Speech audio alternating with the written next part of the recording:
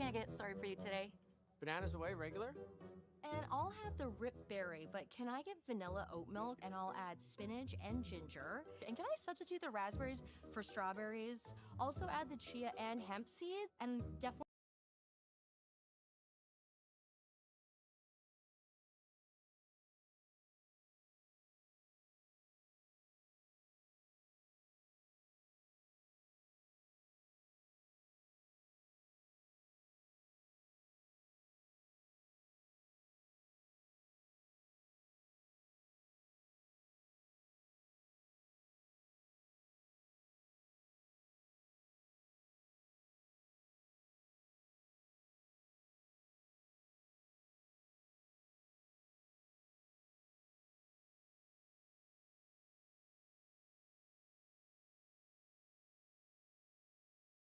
Roy McCusker handling all our production and camera tasks, which I think Terry is probably really where the real work happens. Oh, yeah. I mean, it was funny because, you know, first spiel of the year that we're kind of working, and I'm getting so lost. I got no rock counters. I don't know who's throwing half the Yeah. time. And so I mention it, and boom, there they are. Yeah, we got her, Terry. Yeah, I know. So And we see work here in we've got progress. we got our name up in the lights here with Roy on the screen this morning, so that's different.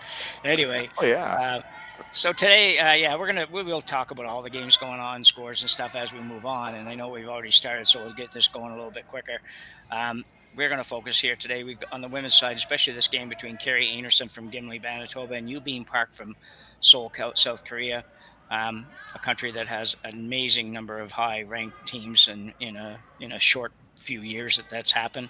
I've seen a couple of Anderson's games, Terry, but I haven't seen. I don't think either one of us has worked a game with Park this weekend. But what we do know is they're 3-1, so they've got to be playing okay. for sure. There's a bunch of European teams, or I guess not a bunch, because they're typically all from either China or Korea. They come over in droves there for a couple of weeks, and yeah, they've played well, obviously, to be 3-1. I did Kerry's game last night. Uh, she had a really good game. The whole team did. They played very well. Yeah, that was their only close game of the bunch. The first three games they handled pretty comfortably. Although I did their game yesterday with Selena Sturmey, and it wasn't the way the score ended up. Selena at one point was playing a hit, an angle race takeout for a bunch in the fourth end when she was already shot rock, and she took her own out and then given up a steal to three and ended that game basically. So, um, Wow, yeah. yeah, Kerry certainly seems to be playing well. So, anyway, we'll get going here. Looks like Park, who has hammer? No, it looks like Einarson has hammer here, and going in the rings probably. No, a little short, just setting up a little bit of a corner here early in the game. Historically, Terry, we've seen teams play really wide open front ends or Yeah. first ends, and seems to be changing a little bit, particularly on the women's side. I'm seeing many more rocks in play, this end exception. And we just joined it, so we're not quite sure what happened early, but I am seeing more rocks in play early, which is kind of fun and makes it better for us and for the people watching the game. hmm Yeah, that's the one thing I've noticed about the Korean teams is they don't hesitate to go around something. No, they play with no fear, that's for sure. They're not, which is kind of fun actually when you watch them play. And they also, the other thing they play with is really, they play with plenty of emotion, but they don't have any Yeah, I negative know what you're looking saying. emotions ever. They're always, for the most part, always smiling and high fiving and everything that goes with that. hmm So, Yeah, got a they're true sports womanship.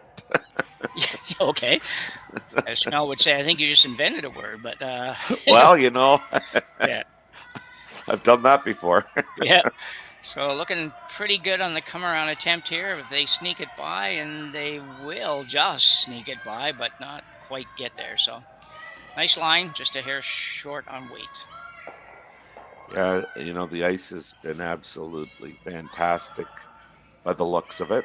The late finish is awesome. I mean, there's really, for the most part, if you've got a say middle guard, um, doesn't matter where it is. You can get to it. Oh, So absolutely, if you've yeah. got, what, I'll reference a 1, 2, and 3, with 1 being tight, 2 being middle, and 3 being very high. If you've got a 2 guard, you can get to anything behind it, and in fact, you can often get to something that's a really tight guard as well. Yeah. So Kerri Einarson now just drawing around. Where is she just going? Trying to go around that, She's maybe? going around, yeah, but this is way She's, out there. yeah, really almost strained. I guess she's probably didn't want to touch the yellow on the way by, Nervous, but yeah. you don't usually see these teams, even early in the game like this, come around the guard by 18 inches or something like that. So anyway, it's early. Got to be a little. Sometimes you got better to be safe in the first end than sorry. I think, Terry, you just got to be a little careful when you come around an opposition stone that's just barely outside the rings. Yeah, you certainly don't want to help the opposition score. No, we both know we've done that enough in our careers that I don't know how many games after the game you're thinking like, you know what, if we hadn't just not put that one in for them, we would have been okay. Yeah, for sure. So skipper here, Youbeen Park. Nice thing about this Korean teams, the names are actually not too bad for me to pronounce. I've seen them enough now that I think I'm close most of the time, but yeah.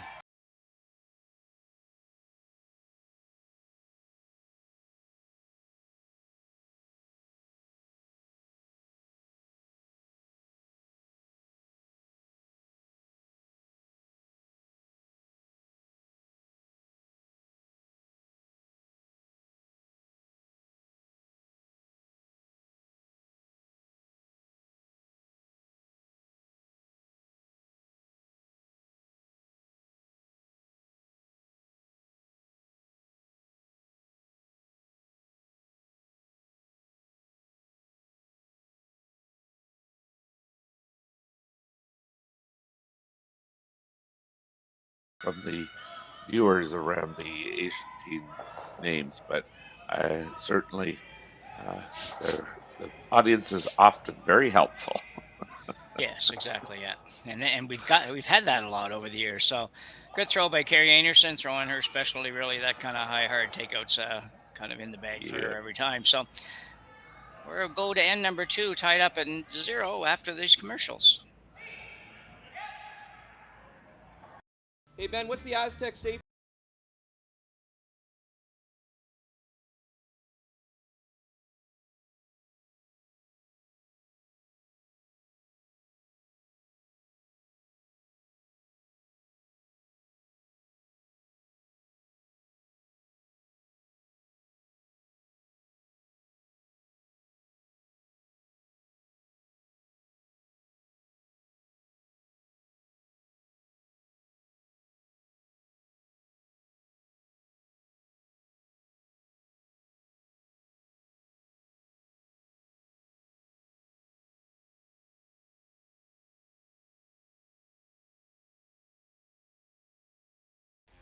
The 2025-2026 Grand Slam of Curling schedule is out, with big events happening all over Canada, like the Masters heading to London in September, the Tour Challenge from Nisku this October, the Canadian Open from Saskatoon in December, and the Players' Championship from Steinbeck coming in January. Early bird weekend and full event passes on sale now at gsoctickets.com. Let's rock!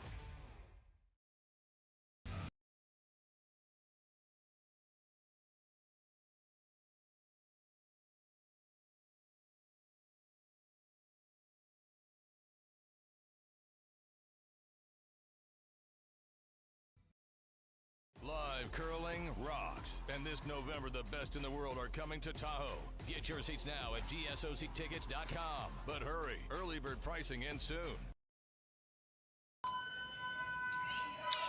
Welcome back. End number 2 here in quarterfinal action at the Saville Shootout. No score in this one so far. Kerri Einarson blanking the first end.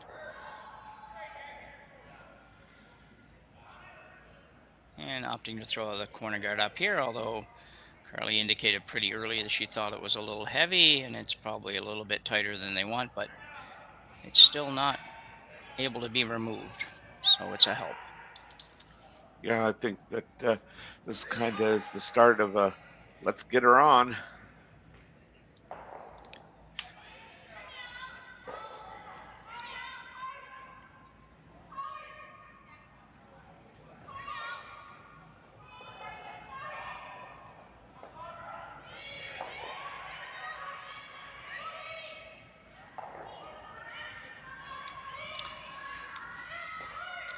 Park throwing up a center guard here, and we'll hope to get to that center line without getting in the house. Sometimes a challenge, not quite going to get there. I guess, sorry, she probably wasn't trying to get to the center line. She was really just trying to guard that rock. Yeah. I've had 3 tick shots actually played this weekend, Terry. I thought last year it seemed like went the whole year practically without anybody end up playing an actual old school tick shot. Yeah. It's interesting that old school now is a tick shot for us guys that have been around for a little while. That's not really old school. That's pretty new. Anyway. Yeah, we had a couple there last night, or during the day anyway, where they had to replace rocks that were on the center line because were just ticked. They weren't allowed to be ticked. Yeah, I gotcha. Carly Bird just a little making up for the last one, throwing this one just a little heavy.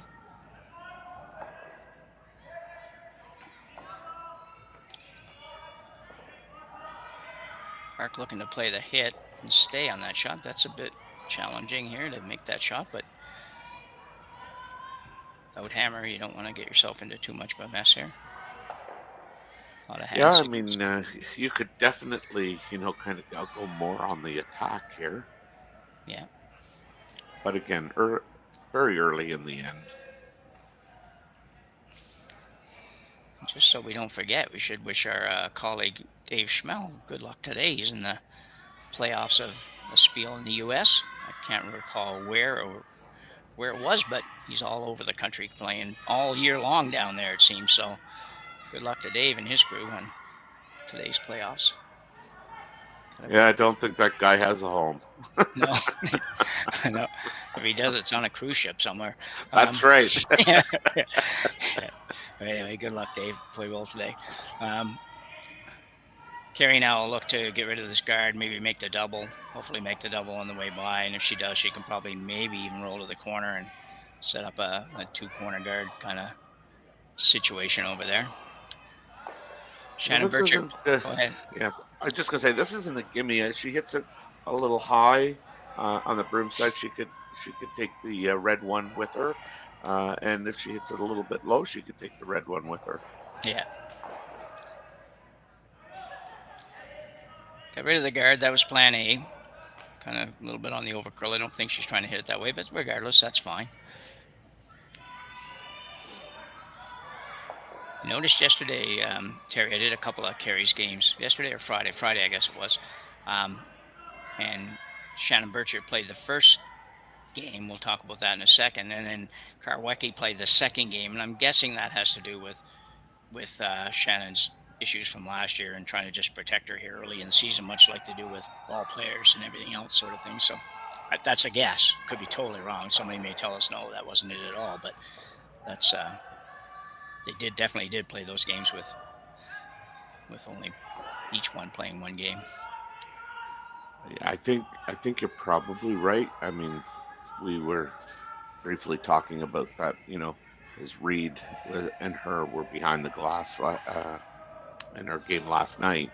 Okay. And I mean, she's their 5th, and don't know how much she'll play, but certainly she is available and has played. So yeah, looking back to last year, and I commented on this on Friday, it had to be Kerri Einarson has to be just feeling like she's in a major comfort zone this year, because last year it had to be so difficult between putting spares together and playing events with less than 4, and that just, and they really, considering all of that, they actually had a pretty darn good year. Still ranked like 5 in the world or something. I looked this morning, and Yeah. that was. I mean, Brianne was out pretty much the whole season. Never ended up playing at all, and Shannon was out for the better part of the season. And yeah, that had to be a lot to go through to play and be playing at this level. So it's a little different when you're playing in the club and you find the spares for every game. But anyway. Yes, that would be very difficult to feel like you were, consistently working together. Yeah. So Kerri Einarson now, we get back to the game here, is looking to come around the corner guard. Going to ignore the yellow rock at the back of the house.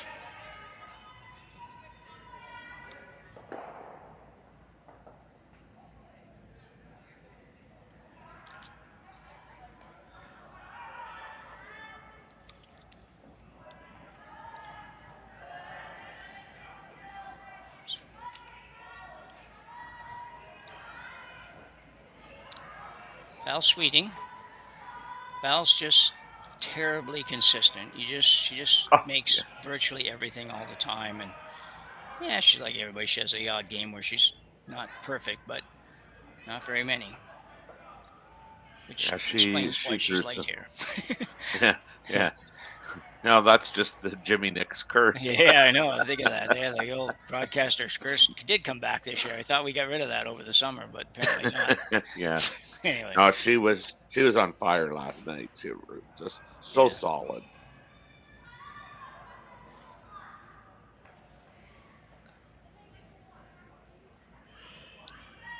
A couple of left-handers playing third in this one, both Val Sweeting and Unche Lee.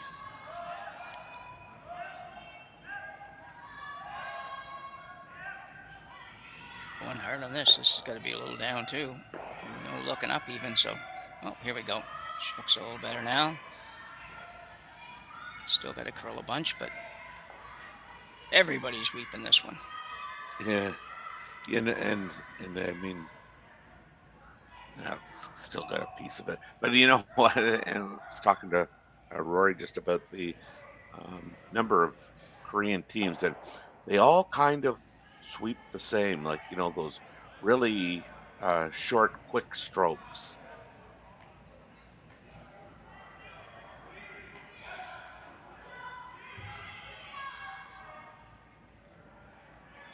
Yeah, and that little, I don't know what to make of that yet, Terry. We won't spend too much time on it right here, but that little sort of the hop skip kind of motion that a lot of people have adopted, and I think actually came originally from there. But I saw a video the other day where Gushu's front end were out in the ice, and they were sort of practicing that same, hop forward right? thing. Yeah, with one of the I don't know, those pressure budge rooms, whatever they're called, that read all that. So yeah, and they were just fooling around with it a little bit. They didn't have a whole squad there studying it, but Jeff Walker was doing it, somebody else was on it, and it was interesting to see how they look at those things. So I don't know if we'll see more people doing it or not, or if it's just going to be something that's more slanted towards these particular teams from overseas. So this is tight. Yeah, I'd like to look at that.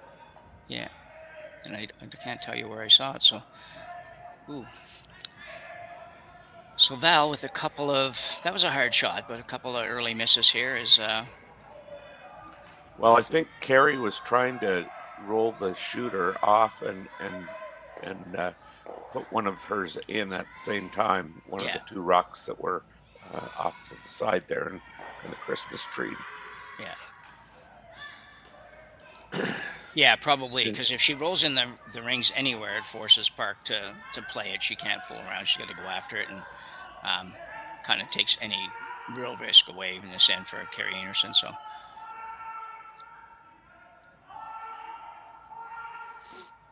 I think there's only really one call here, isn't there, Terry?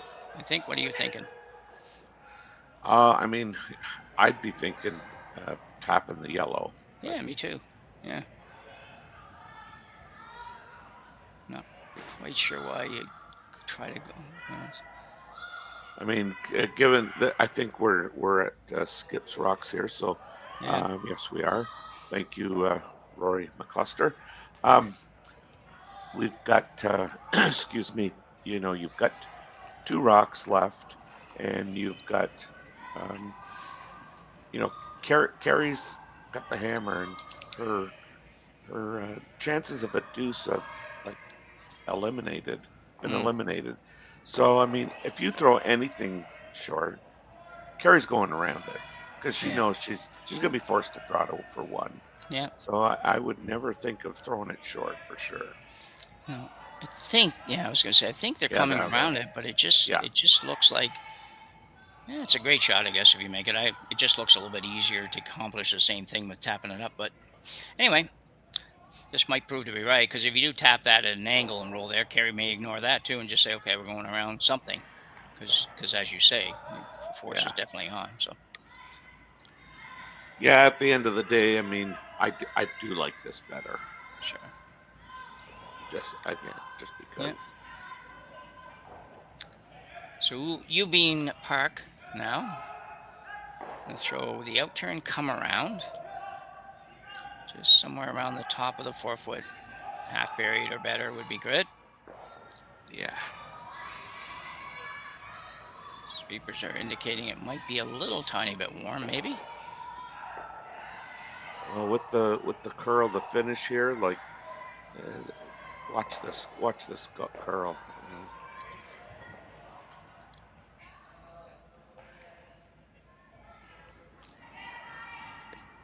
So Very. that, yeah, that shot's probably looks better than it really is, I think. Oh yeah, Yeah. yeah. Although Kerri is thinking about playing the run back. She made a couple of really, really nice draws in key situations in the first couple games they did of hers. So I'm going to be surprised if she's not drawing here. And it looks like she will be. Still got a chance to get 2 here with the draw. For sure, Make it good. I mean, the only problem for Kerri is that, we've got room for 2 rocks there. Yeah. Yeah, the tough thing here, I think, is that, if you come right to the back one, then, Park does the same thing. You're going to be forced to make a good shot for 1. If you stay high and you don't quite get back far enough, then she's got a pretty short little run back there. So Mhm. got to be pretty precise to make this one work. A couple of great sweepers on the front end, and Burchard and Burgess. So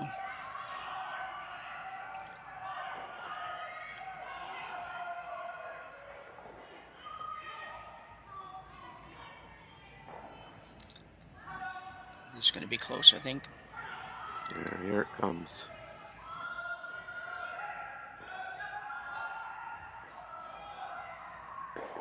Oh dear, They missed the sweep a little bit, I think, on that one for yeah, sure. As a team, I think they missed it because it did, yeah, everybody yeah. was kind of indicating, whoa, whoa, whoa. And they were just so focused on the line, which was important. But I think it would have been good to go. You could have went a couple feet here and had that in a pretty nice spot. Anyway, it's early in the season. They cut everybody a little bit of slack.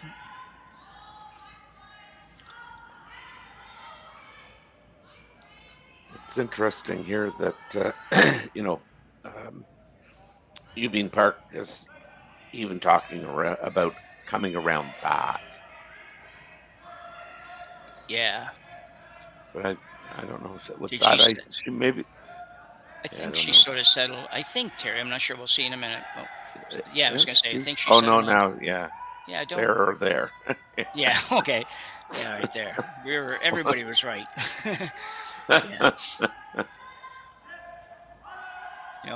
The come around has a little bit of risk, but I probably like it slightly better than just throwing the corner on the red one. I don't know that does anything for you rather than make the draws maybe 5% harder, but anyway. Well, I think if you guard, you're probably strictly forcing her to 1, Exactly, yeah. and you could potentially get 1 if she misses.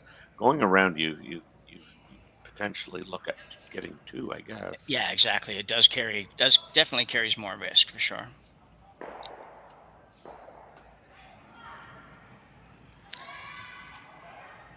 So Park, you're playing a draw of some style. We're just not 100% sure yet, but we'll see in a minute. They use a lot of hand signals. Actually, all of the Asian teams in particular, you do use a lot of hand signals. Just going to touch this one. This was the I guess the problem, but I mean, she gets away with it. It's not like she punched the red rock into the rings for shot. I think it's actually, I think it ended up better than if she had just corner froze the red one, Terry. I think, you know, no way. Kerri's getting one either way if she makes a shot, and this is probably a little more difficult than just drawing the 4 foot. I don't know, but anyway. She's tapping her own, is she? I don't know. I thought she was playing the double on the yellows. Oh, okay. I don't think that'd be enough ice to tap your own. So not a lot of ice to tap that red one. No. Kerri Einarson with their final rock here in the second end. So she's looking to make play a slash. Yeah, looking to try to make that slash double for two, or for one rather. So I don't think two is there. She made it. Oh, wow. Didn't quite get there. So looks like Youbeen Park will steal one here in the second end. Take a very early 1-0 lead over Kerri Einarson from Gimli, Manitoba, and we'll be back right after the break.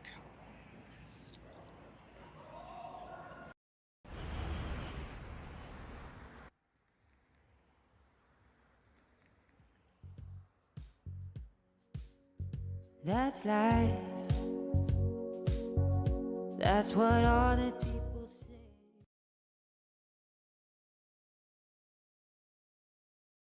Hey guys, what can I get started for you today? Bananas away, regular?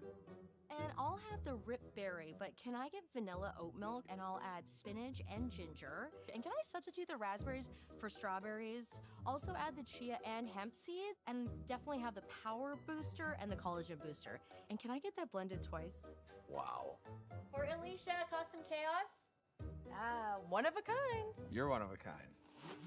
Booster juice, freshly made your way.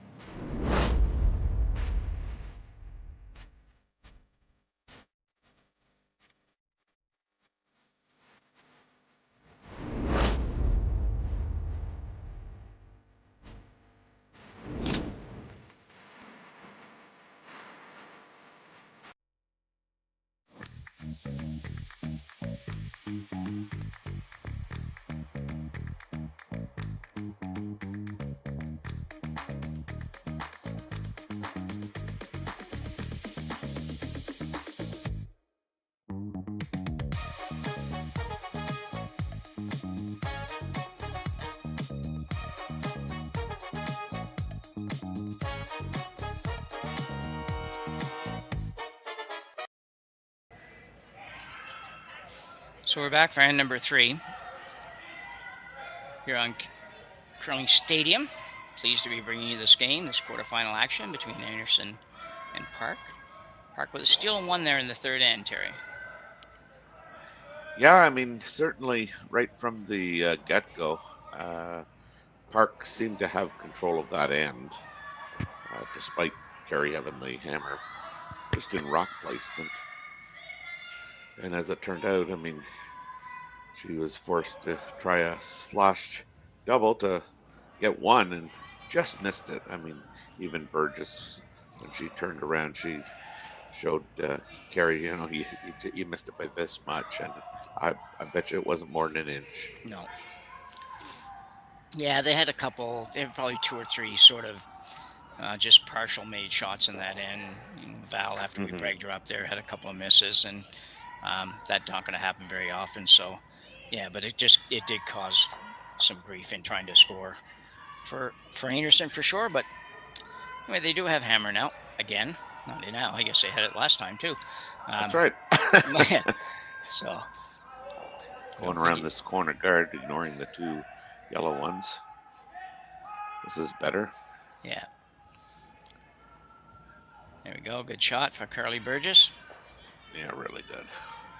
Carly's a good player. She's a great team player. Good person. Comes from an amazing family here in the East, and family with a lot of history, a lot of victories, and a lot of off-ice history as well with coaching and participation at club level and everything. They're just up the road from Really, where I eh? am, and yeah, it is. It would be a good story for one of the curling communication devices, whether that's online or in a magazine or something. If it hasn't been done, whoever's out there that covers that stuff should really think about it. It would be a very good and interesting story, I think, for anybody that enjoys anything about curling. So Nice. yeah. So the Korean girls now will play a guard, which is always the awkward situation when you don't have hammer. It's set up okay for you, but set up pretty good for the other team. But you really can't do too much about it most of the time if the other team has put their rocks where they wanted them for one more shot. Anyways. Yeah. Well, and she certainly was talking and trying to convince the team that we should go around the red corner guard and red stone, but yeah, I think more common sense has prevailed.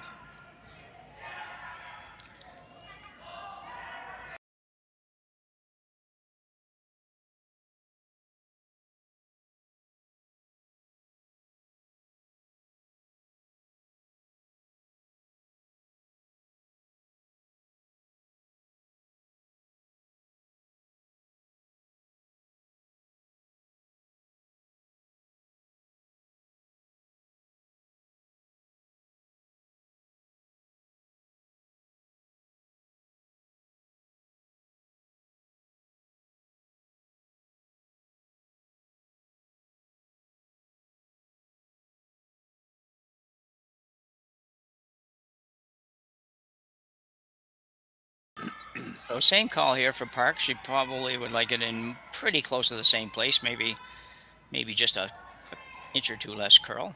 They're going back. They seem to really want to play this. I know. Yeah. Might be looking at a peel on the corner too. I can't quite tell for sure what she's looking at. It would seem like pretty ultra defensive. Yeah.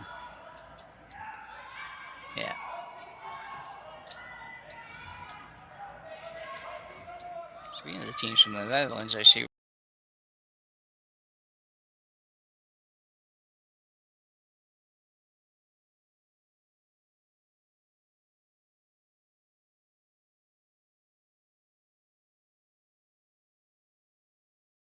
Never seem to float around the middle there. Anyway, so same call coming from Park, looking for, well, she's showing you basically where she wants it, right where that broom is.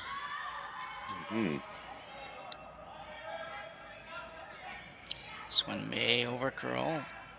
They can hold it. She's trying to hold it with the broom. It's not going to hold there now. Yeah. Might have been a little tight. More likely not. Go ahead, Terry. Sorry. Yeah, like you said, I mean, it's actually a difficult decision because, you're really guarding a rock in the 8 foot. Yeah, exactly. I'm sure she wanted to do something else, and but I don't think her team was on board. No. She's gonna hit them both. I don't know if she's gonna get rid of them both. Oh, almost ended up with one where she wanted to put it anyway. Or where her team wanted to put it. Or didn't want to put it. That's right, didn't want to put it. Yeah. But now she's got that center guard, and that's how quick ends change. We were talking about that last night. One shot, you called the double, and you didn't make it the way you wanted to, and that rock that was placed short there, just off the center line, now becomes very valuable to you. Yeah. Yeah. You'll making lemonade out of lemons or something in this shot. Yeah. So good opportunity though for the Koreans to kind of come right around, indicating it's way out there. I think is would be what I take from that hand signal. It's got to move. we've seen it. Well, it does move. It moves a long way from that hog line in, that's for sure. But this one's Oh, yeah. not going to get to where they want it. She'd like to be number 2 at least. Not quite. No. Now again, potentially changing the end Yeah, really. significantly. Yeah, Einarson with a little hit and flop here to get 2 buried behind the guard. This is definitely the call I would like. Unless I had to throw it. That outturn out there sometimes is not a good one for me. Anyway.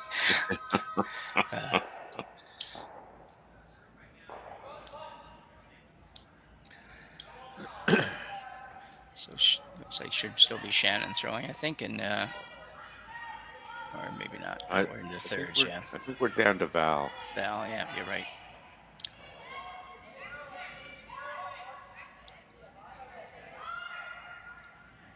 Going pretty hard on this, trying to make sure it doesn't curl. Man, it is going hard. It's Holy curling cow. now. Well, that didn't work out very good, but stayed for shot or second shot. Stayed where she's going to play it anyway, so Yep. not all bad, but had a really good opportunity there to kind of get yourself in a really good position. A little bit of a struggle so far in this one for Val Sweeting, so team hangs in there and get to the second half, and I'm sure that she will turn it up a notch. Moon-Chae Lee now for Team Korea.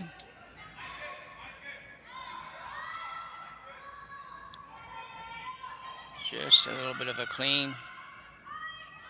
And we'll try to move it a little bit. Good throw, yeah. So at some point, Terry, we'll talk about the some of the changes in the sweeping and the foam and stuff. And I don't know a lot about it, but I expect you probably know more than I know about it. So maybe we can talk a little bit about that. Retract that statement, please. Okay. Well, we'll just talk. We'll cover as much as we know anyway, and just that might not be very much. My 5-minute chat just turned into 30-second highlight, so that'll be okay. I have another thing I want to talk to you about, but we'll check that out in between the break here. So I just quickly, I mean, you know, of all the women's teams and the women's teams that made the playoffs, the only one I guess that is been omitted by, I'm a little shocked, was Kayla Skerlick's team. Only were able to, you know, finish with a 2-2 record. I did one of their games. And get that all the way over. Boy, that one curled a lot too. I think it's just moving more than they think out there, because I'm pretty sure she was never trying to roll behind those guards. She's just trying to roll behind her own corner, and you know, overcurled by probably an inch or more. So good opportunity, really good opportunity now for Park to maybe make a good one here. Although if she does roll buried, then Einarson's going to come right down on top of her. So I don't know where should you roll here, Terry? Do you think you try to roll behind there? I do, yeah. I mean, Yeah. Yeah, because I mean, you roll in the open to try and go the other way. I think Kerri goes right around it. Does she not? Oh yeah, I think so too. Yeah, she's going that way anyway. I suppose too. If you roll half buried, yes, you might be just slightly behind the tee line. If Kerri makes it good, you know, you just basically throw the same shot and may force her to take her one, I suppose. So you just got to think, even though you feel like you're really on offense here, you're still I know in some defense, eh? Yeah.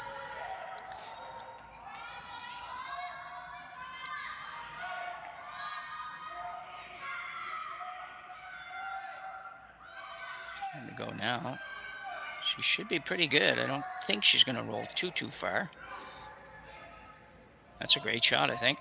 Really, yeah, that really is, because it does kind of change the rock placement a bit, but still doesn't change the shot that she's going to choose to play. Yeah, I like how Park manages the house and the sweep calls and stuff. She just seems to, Park's team, I guess in this case it was not Park, but They seem to have a pretty good handle on what's going on out there. That's good. Yeah, for sure. She'd be, when looking at the rankings earlier today, she would actually be only probably the fourth ranked team out of Korea, at least in the standings that we have posted on the site. Is She's that down right? around 49th in the world, and Oh, really? yeah, she's looking better than that right now, I think. So they have 3 in the top 10 or 12 or something. So Oh, I know. yeah.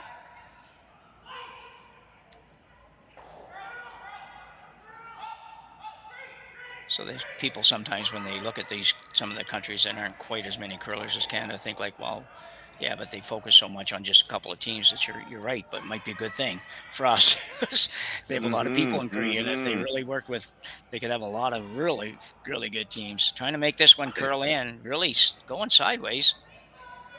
If they can get it there, not Could be just a quite. little heavy. Yeah. Yeah. Oh, dear. Curly almost got it over there. Just even if they'd gotten just an inch of that one, they would have hung around, and now they're in big, big trouble, I think. Yeah. Now you can, now you don't have to get buried, and you can place it on the center line, and Exactly. Yeah. if you get that just full 8 foot, wow, you could really cut the rings and right down. And if you could walk it down, I would, put it so that if she even hit, for argument's sake, that yellow one way out there, that she couldn't ever get second shot. So it's interesting, it's we saw this the last end too when they were calling their final couple of shots, that you get a lot, and we're not hearing it, and even if we could, we wouldn't know what they were saying, so it doesn't really matter. But they do a lot of tapping, like you do a lot in club curling, sort of like here or there or whatever. And I'm sure they're having more explanation than what we're getting, because that would be a little disconcerting to me, because you're at skip stones, and I don't think every shot you want to say, well, we'll go here, and you know what I mean? Let's say what we want to do. We all know kind of where the options are. I don't really know I like the shot where you're going to come around, but if you're short up here, blah blah blah. So where's your ideal spot here if you're going to throw this? Are you going center line, or are you going right around everything? I mean, I like kind of being on the center line. Yeah. Half 12, half 8. Yeah. Yeah, kind of do too. At first, you think like, well, let's go right around that and bury that, make it really hard. But you might actually make it not as hard as just splitting that center line here, and like you say, the 8 foot area somewhere. Like this is going sideways. Yeah, it's going to still be okay, I think, because it's going to get buried. Oh yeah. But yeah. Well, you know what? Either one of those is probably good. Kerri's now got to hit the button, and the way this ice finishes, that's not super easy. You got to go down the look lane. You got to pass that red one.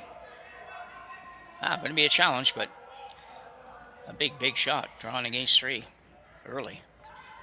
Well, and this is one of those shots that, I mean, you got, as if you're Kerri, Kerri, I know for sure is gonna go through that process. Like, I need to decide: am I drawing the button, or am I putting in my head like I just got to get through the hole, the big hole there, and I can chop off that rock as well to go to the button. So, like, I mean, I guess what I'm saying is the communication between sweepers and Val and Kerri needs to be really good.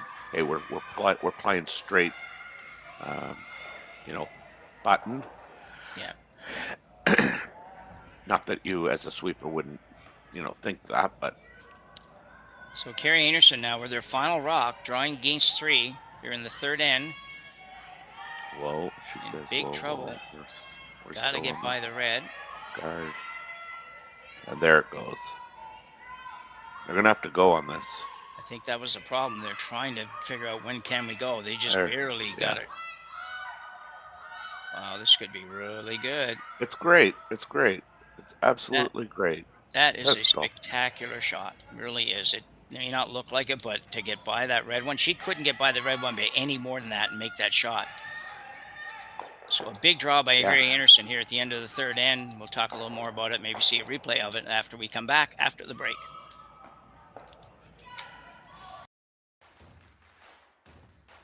Imagine being able to stream every curling game from every sheet from any event, be it your Wednesday league game, bonspiel, or corporate event. Curling Stadium offers an all-inclusive streaming solution featuring high-quality cameras, ease of use, great reliability, and minimal installation. Offering your sponsors customizable ad space on your streamed curling games and being able to sell video packages to your corporate events for increased revenue. With Curling Stadium, you can stream to any device, be it your mobile phone, tablet, or computer. Push the feed to your desired platform, be it Facebook, YouTube, or any other social media. Curling Stadium is simply the way forward. Where it's commonplace in other sports to televise every game, we want to do the same. Curling is a global sport, and it's time it gets the coverage it needs. Make your curling club the next Curling Stadium. The rock faces around Lake Tahoe are legendary. But this fall, new ones will emerge in the Tahoe Basin. Pullman, Mowat, Gushu, and more. November 4th through 9th, the Grand Slam of Curling's first ever event in the U.S. is coming to Lake Tahoe, where the greatest rock stars on earth unite for 6 days of incredible curling, celebrity appearances, and après curl parties you won't want to miss. Get your tickets at thegrandslamofcurling.com. Let's rock. We'll come back to it. I don't even know where in Minnesota it is. Okay.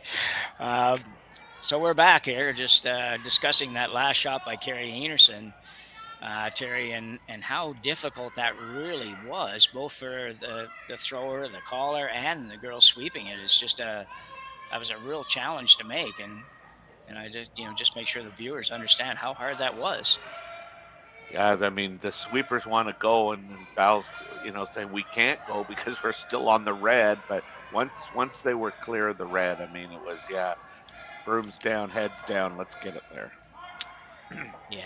Yeah, we were just chatting and thinking about, when you're a sweeper, you want to go so hard, and the person's like, whoa, and then somewhere along the line, it works out for these teams because they're that good. And anyway. We now have a tie game. At the end of the day, it's all tied up 1-1. Einarson has to be happy to survive that end and got out of there. And maybe, Terry, the last comment I'll have on that is when you were talking about putting that rock on the center line.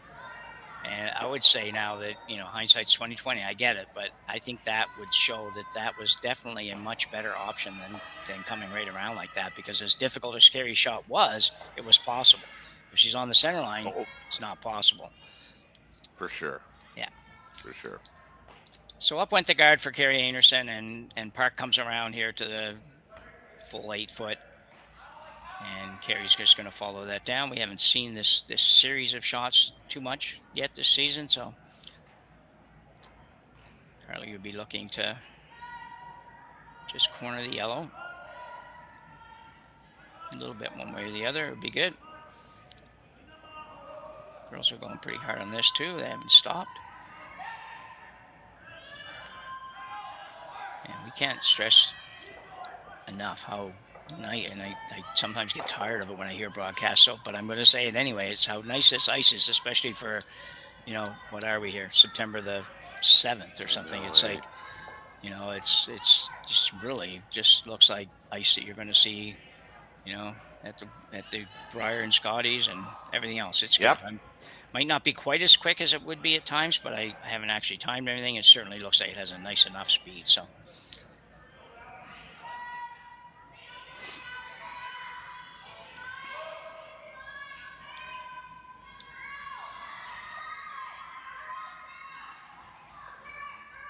With Burgess' last rock coming up short, she does have the 2 center guards, which is nice, but I'm not sure where this is going to go. Didn't move it off the line, I don't think. Not quite, so.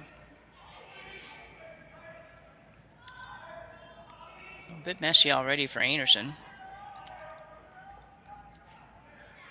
Going to try to come around the whole shebang here.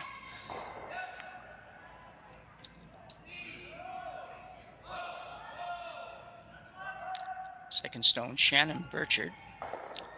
The way they're playing so far, we talked about this, we won't go too much. It's quite possible if they get through this game, you might see Karwacki in the next game. It looks like they're just going a one-on, one-off sort of situation. So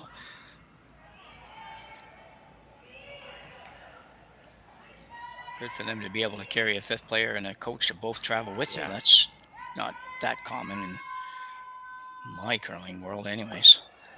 Yes. This one way out there. And maybe a little bit heavy. Might be close.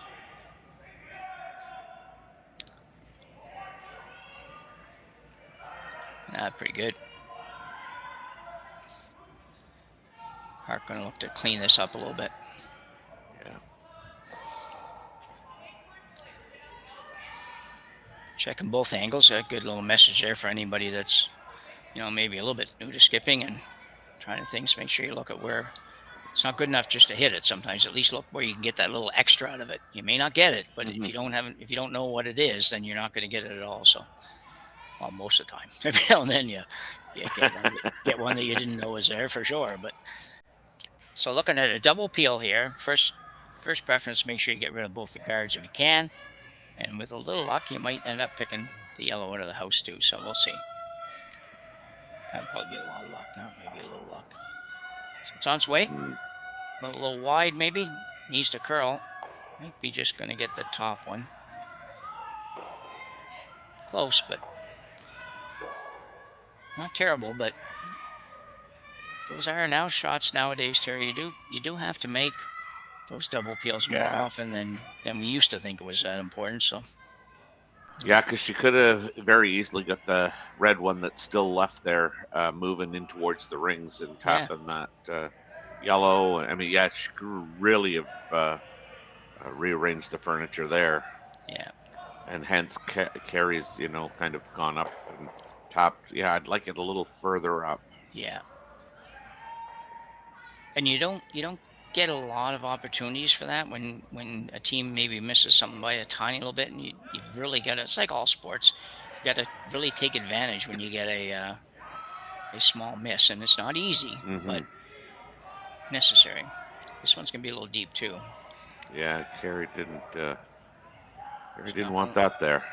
No, she didn't have the most pleasant of smiles on that one after that. Can't blame her for that. Really didn't fare well at all. It's set up a pretty easy double. Kind of hit this little high side, Terry, and you'll get rid of reds and stay. Yeah, it's a shot that years ago we would have said, well, you have to hit it on the other side. It's like, well, no, you really don't now with ice conditions and rocks and everything that happens. You can hit rocks on what looks like the wrong side and still get a good result. This is going to be close. It is. The shooter does go, but that's okay.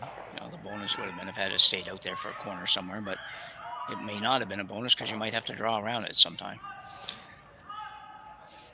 It's Einarson throwing a guard back up.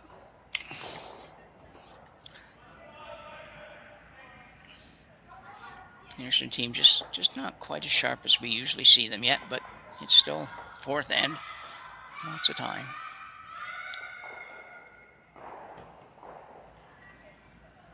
Yeah, working with Sean Joyce there the other day, Friday. I mean, we kept saying, it is September. Yeah, I know. Yeah.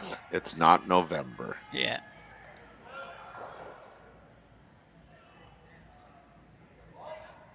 Yeah, most of these teams, nowadays, certainly depending on where you live and everything else, but most of them have the money to travel if they need to, even just to practice. So, most of these teams, they do work out all summer, but and quite often are on the ice a couple of times in different places where they can find that have ice. And I know even in Schmel's club down in Philadelphia or just outside of Philadelphia, wherever he is down there, they have ice pretty much all year round.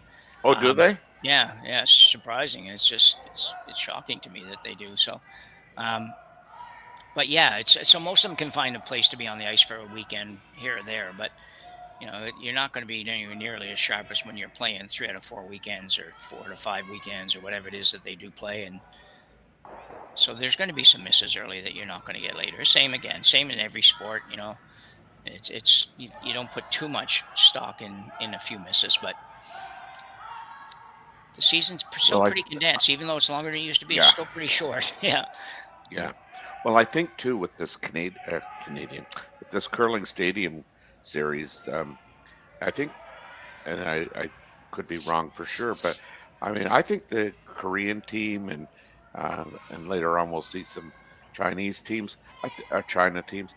They come over and they stay, you know, 3 weeks Well, out, at least, yeah. especially out here in Alberta, where this curling stadium series, has numerous spiels.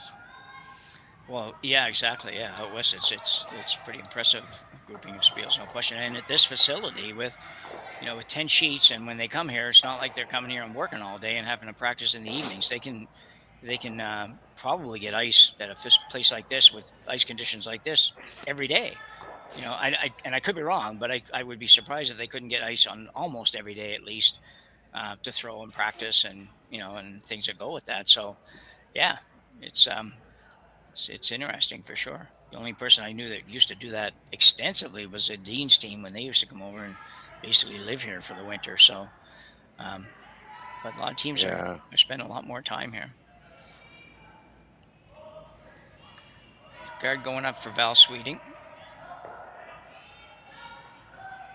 Hard to believe these two rocks haven't moved for so long here. Yeah. This one's gonna stay okay. Just hang on and not curl too much. Yeah. Okay. Yeah. Speaking of Nicholas, Edine, I mean, I had a long conversation with him because they came to a spiel that we run, and certainly I had a real good opportunity to talk with Nicholas, and he was telling me that they really are paid to curl, and they would come over for 7 weeks, and their home. What am I trying to say? Their home base, I guess, for the 7 weeks was Montreal, but they would go out for 2 weeks to, like say here Edmonton, get back to Montreal, and then they would come. They came to Brantford for the spiel, and so yeah, they were over for 7 weeks, and then they would go home, and then they come back again. So yeah. Their big thing was, can I have a receipt for that? Can I have a receipt for that? Yeah. And for Nicholas, Nicholas would have to go home to have surgery every 7 weeks. Nobody in the world's had more surgery than Nicholas. I can't imagine. You watch him throw, and you're like, this guy could never have ever had a knee surgery, elbow surgery, foot surgery. He's had so many things, unbelievable. But still, I know. Still goes hard at it and looks good. I mean, we saw the one spiel a couple of years ago where he wasn't playing much and was kind of almost using a crutch or something to get around. It was hard to watch, but he's back the next year or whatever. So. Oh yeah. So Kerri Einarson looking to throw the same guard up again. Mark's going to have to soon figure out how to get rid of that red, or she's not going to get rid of it. Well, and she really has to be careful because there's been a couple of opportunities where she could have maybe just kind of played a quiet shot tap on her own rock, but I mean there's that second rock of Kerri's in the rings off to the wing there, 12 foot. So yeah, she really does have to be careful. Yeah. But I think now there's an opening. Yeah. Well, it's a shot. This outturn come around was certainly there before, but it was too early in the wrong shot. So now you're kind of forced to it, which from a thrower point of view, sometimes it's nice when you don't have two shots in your mind. You're just like, well, I don't have a choice. I can't do that, so I got to do this, and you totally focus on this shot. But it is a big shot for sure. You want to get that. You want to make this because if you ever slide this a little too deep, Kerri maybe comes right around, and now all of a sudden you're really in trouble. I'll bet Kerri's coming around. Yeah.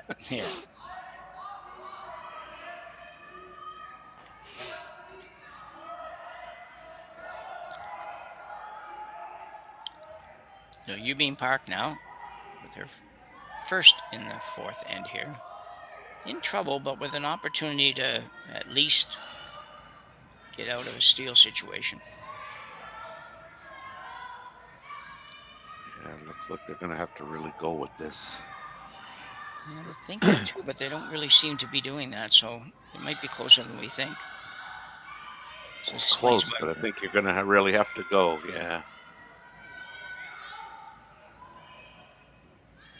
Jeez, how's an old skip like you see that good? Hey, you know, buddy. Jay must have had some sweeping days sometime back in that storied career of yours. I don't remember them, but I'm sure there must have been. Well, it's okay. I don't remember them either. Yeah. Yeah, I did have a couple of years in Ottawa there. I grew with Harry Hunter and those guys back in the day, played Joe Garoka and different guys like that, and where we played with the old straw brooms. I did play front end for a couple of years with them, and that was okay till my fellow sweeping partner. I was playing second stone, I think, and my sweeping partner decided to turn it up that notch. You know how with the old straw brooms you go to get a rhythm going, but then in our view, most of our viewers wouldn't even know what I'm talking about with straw brooms, but you get pretty nice little rhythm, and it was fun to watch. It was fun to do. It almost felt like you put out no energy to do it. But then I remember Doug was his name. He had an ability to ramp that up. I didn't. So when Doug would do that, we got a timeout coming here, so it'll give us a chance to finish our story. When he would do that, it was just like, oh, I was done. Like, I'm just like, all of a sudden, what seemed like I had no energy into this felt like, oh, I can't do this. You know, it's kind of like, it was, but he could do that. And at that time, he didn't do it very often because it didn't make sense. But when he had to do that, I had to just basically say, okay, well, go ahead, because I can't follow you here. So that's right. Yeah. But so options here, Terry, let's talk about this. What do you think Reed's talking about here? Well, I think he's talking probably that intern draw is available, and then the other option is just cut off the top that was just thrown. I kind of like coming in and around on the intern, but I don't like where that rock finished of Youbeen Park, because I think that's toppable. What I guess I would wonder and question is, could Youbeen Park play that intern, come around top, and move that far enough, that red one far enough into the, say, top 12? Yeah, excellent question. Not sure that, you can, but I mean, the way it curls and finishes, but that it's, the idea of, thinking, okay, I got to throw kind of backline weight, you might just sail it. Yeah. Well, that's not where I thought they'd go. It's interesting, it's just where sometimes I feel like I understand the game, but sometimes at this level with teams that are this good, sometimes I wonder if I do, because I would never, my two choices in my mind were, my first one was, I've got to take that raise away from her so she doesn't get a shot for 3. That was my first thought. And then when you were pointing out the intern draw, I'm thinking, yeah, you know what? That's definitely there. No question it's there. But yeah, I'm thinking to get it for more than 1 would be difficult, because you'd have to have the perfect weight. But I never would have considered coming around this shallow one, sitting 2 at the back of the 4-foot here, which is what they seem to have called. So I just didn't think of this shot at all, to be honest. That doesn't know me. Well, I think they probably believe in their hearts here that by playing this, this is a chance to really put some pressure on. Yeah. And it's kind of at very little risk. I personally thought it was way more risk. Now you want to just take this right back so that you don't have a in-off, but.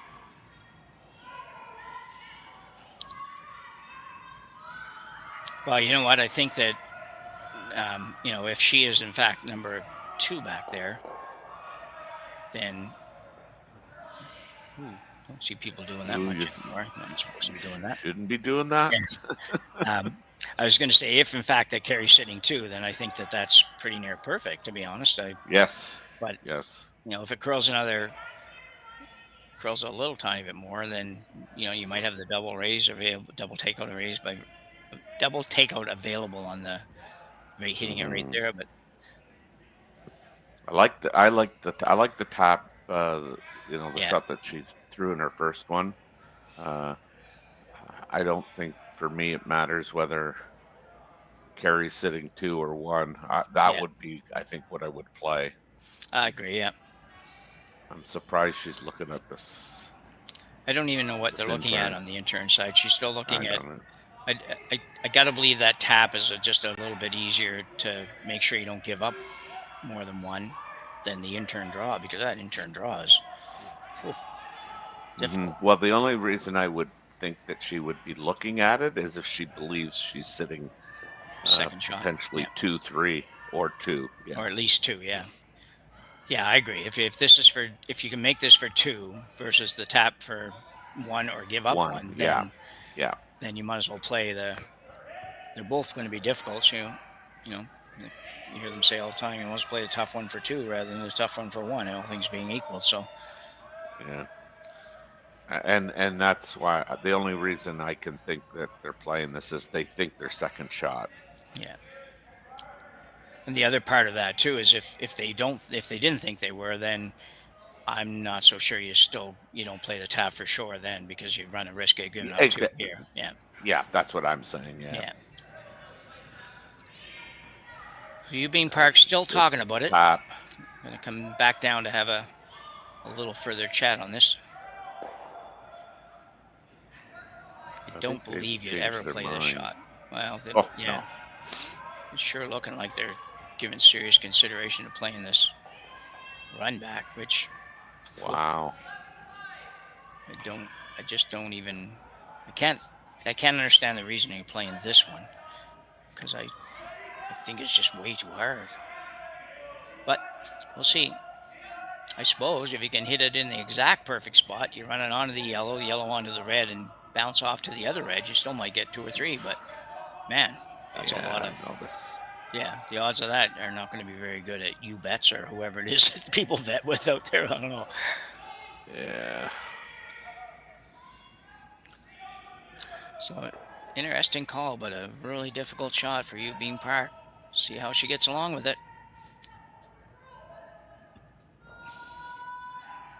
Yeah, I have to say I don't understand the shot, but no. Must be in the neighborhood of where she wants to hit it, trying to move it over a little bit. No, it's going to be close to where she wants to hit it at least. We'll see what she gets. Not very much. So we'll see if we're going to get a 1 or 2 here before we go to the break. I'm thinking just 1, Terry, and we'll confirm that when we come back. Yeah. You know what? I think she might have been 2-3 too, as well. Yeah. Okay, so we will come back. Yeah, sorry, Terry. We'll come back here just in a minute and confirm what we think and move on to the 5th end after the break.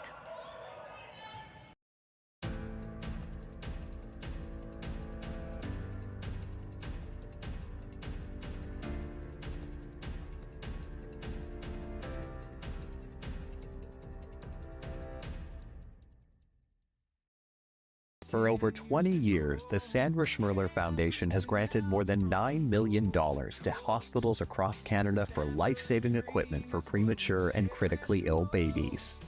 In the past 4 years alone, $4 million has been granted thanks to the curling community's incredible generosity. The need continues year-round, and with your help, we can ensure every baby has the chance to grow up and become a champion, just like Sandra.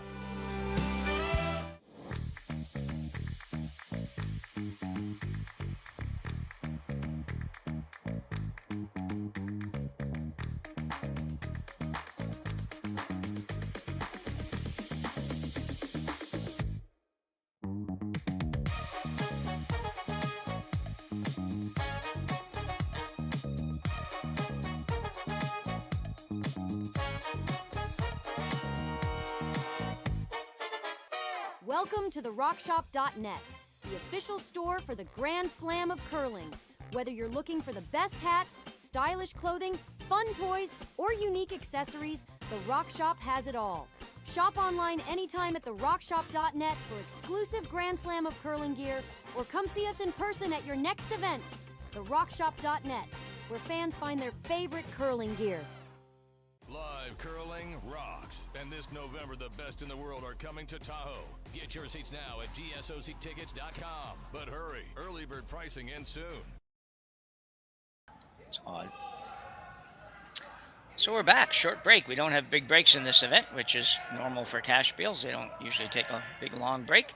Kerri Einarson after a big steal of 1, which she protected pretty much, Terry, what, for 4 or 5 shots in a row there. It was like, yeah.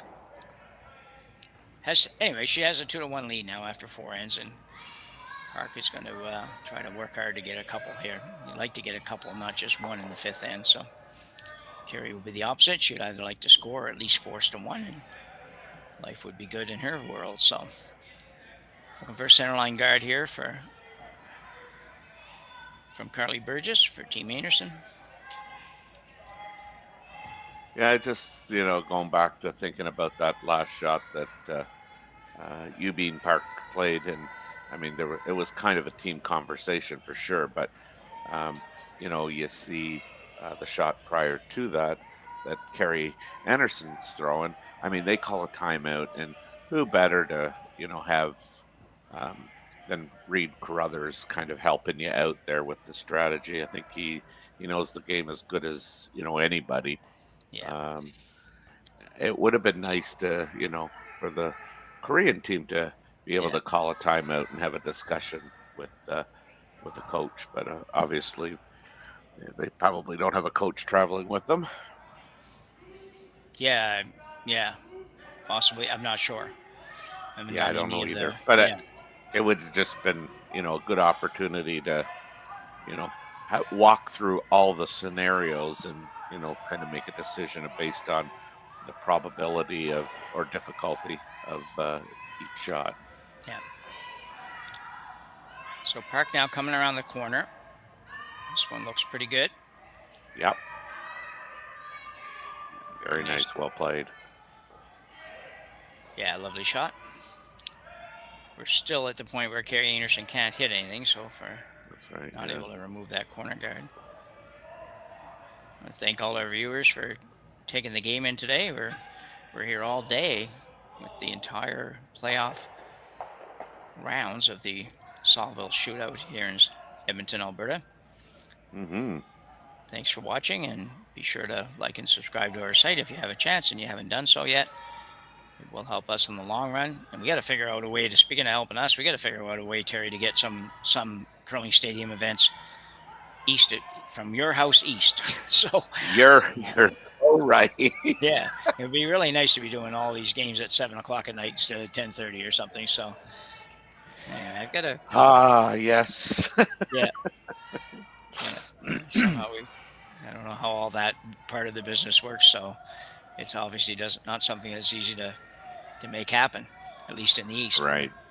Maybe curling numbers and dollars aren't quite as available as they are in some parts of the country. So that could come around a little tiny bit deep for Einarson's squad, but it's pretty good. I would think she would be looking at kind of trying to clean up the front a bit. Yeah. You certainly want to try and make sure you don't disturb that rock that's behind the corner guard on the tee line. Yeah, you're right. While running this. Yeah. It's kind of like you definitely want to move that second rock that's on the center line, but yeah, you do have to be really careful with it. You don't want to move it right onto your own. A cool different angle for shots. That's nice, yeah. And this looks like it could be pretty good. Missed call on the sweep. I think they could have got a little bit more out of that. Yeah. The girls are happy. Figure it was a nice try, and kudos for that. I love that attitude.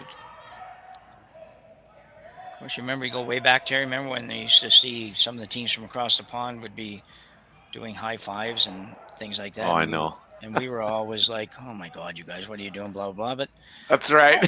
Everybody does it now. It's like, yeah, things have changed. Interesting how some things in the sport have kind of come from that direction versus going the other way for sure.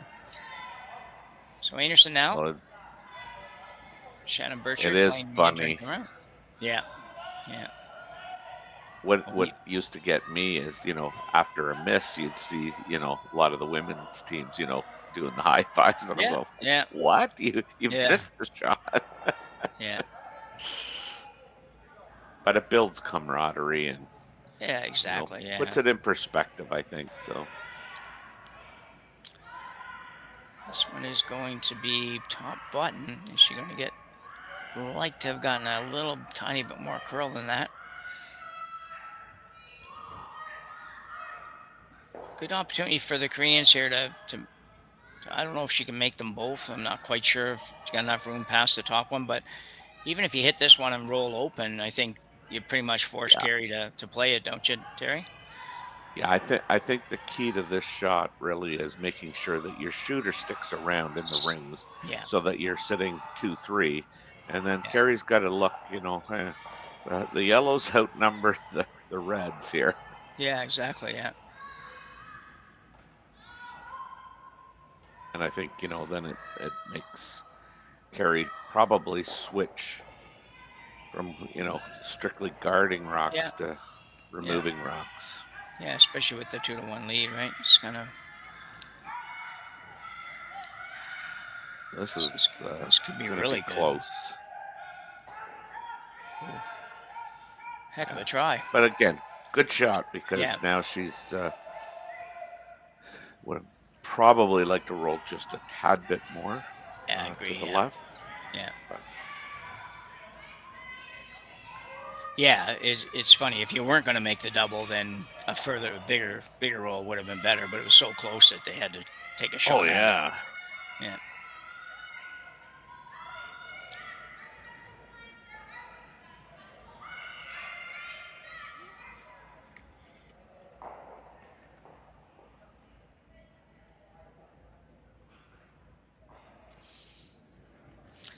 Playing the fifth end here in Edmonton, the Saville Shootout.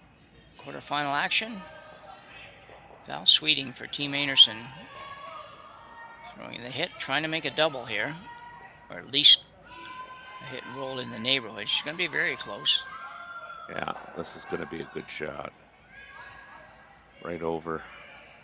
Yeah. Awesome. That's more like the Val we're accustomed to. Yeah. We said we expected that for the second half, so we won't hang it all. Yeah, we called her steady, in quotations, Eddie Val. Okay.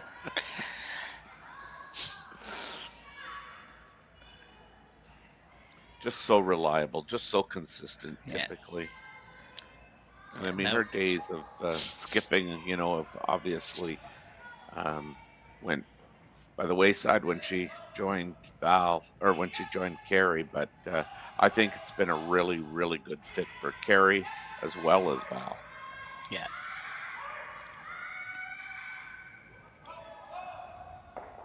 I'm not sure what we're having conversations about here.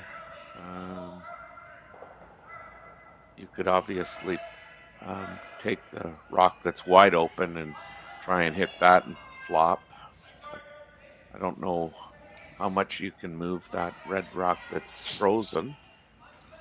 Yeah, looking at the overhead, it's that corner guard is out there away, so it would be hard to move it without and get it out. And I don't know, tough shot. Yeah, because you have to get to the inside. So yeah. So our answer on the coach thing might be answered right here, since we got a timeout apparently coming. So it might be that there's at least a. We'll wait and see. Coach available? Yeah. I mean, because you would think somebody's traveling with them. They have a number of teams. They have three, I think, or at least three at this Bonspiel. So. Yeah, and a lot of times, I mean, this is the one, because they would come and practice at our club there when they were over here, and it's funny because where you see a lot of men coaching these teams, that was the one thing we noticed, that we thought it was a 5-man team or 5-woman team, 5-person team, whatever, and so I talked to the one girl, and she says, "No, that's our coach." I'm like, "Oh, yeah. Oh, I thought you were a 5-person team. Yeah, and you know, we just don't. The reality is, we don't see a whole lot of female coaches yet. So we do see some. We don't see, you know, many. Like in this situation with this lady here, it's like, you know, is she, to your point, is she the 5th player, or is she actually a coach? Well, she probably is the coach, and we just, most of the time we see men in that role. So it sounds kind of sexist, but it's reality. It's like, but I think you're going to see more and more changes in that. Yeah, I mean, I think it's just sheer numbers, you know. Yeah. But I think the numbers are increasing. I mean, even here, my memory is just not the best these days. But I saw Shannon Clyburn, you know, coaching one of the girls' teams that I did. Yeah. So they are back. I don't know for sure. They didn't. Everybody didn't seem to necessarily look like they're on the same page when they finished that conversation, but I'm sure they're in agreement as to what they need to do. And just while we have a quick pause, my memory has come back. Oh, okay. And it was Team Skerlick. Oh, okay. Because I do remember saying, you know, what an addition to that team. You know, they've got a spot at the you know, Canadian trials. They got a spot at the Scotties already. So a big year for that team, and what an addition to bring somebody like Shannon on board. Yeah. So the call here is going to be to go through the port, try to remove or at least bounce back a ways that red rock. Maybe they just don't worry about their stone there, Terry. Just say, well, hit 3/4 of this, and everything on that side will go, and we'll have a shooter that might roll behind the guard and go from there. That might then be what they ended up thinking, rather than get too fancy with this. And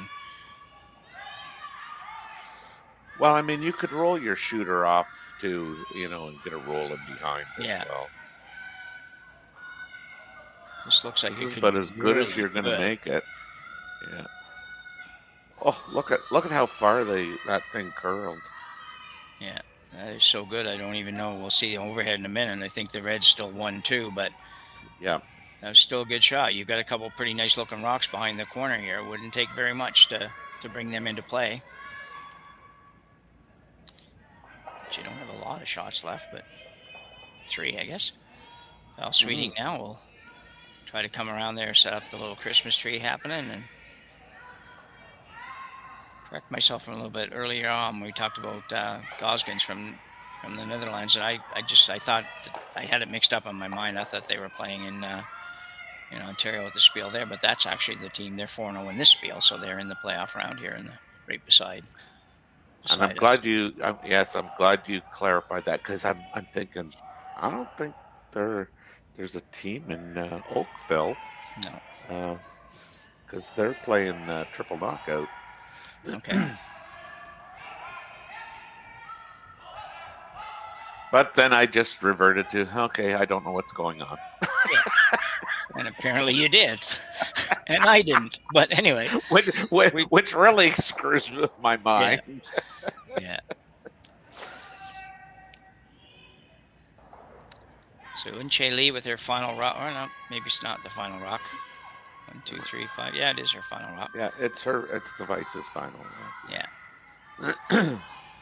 And she will probably get rid of close both of to these. Getting what she wanted too. That's really good. Well done. Kerri's now going to be a little bit more careful and a little bit more precise at rock placement. Yeah.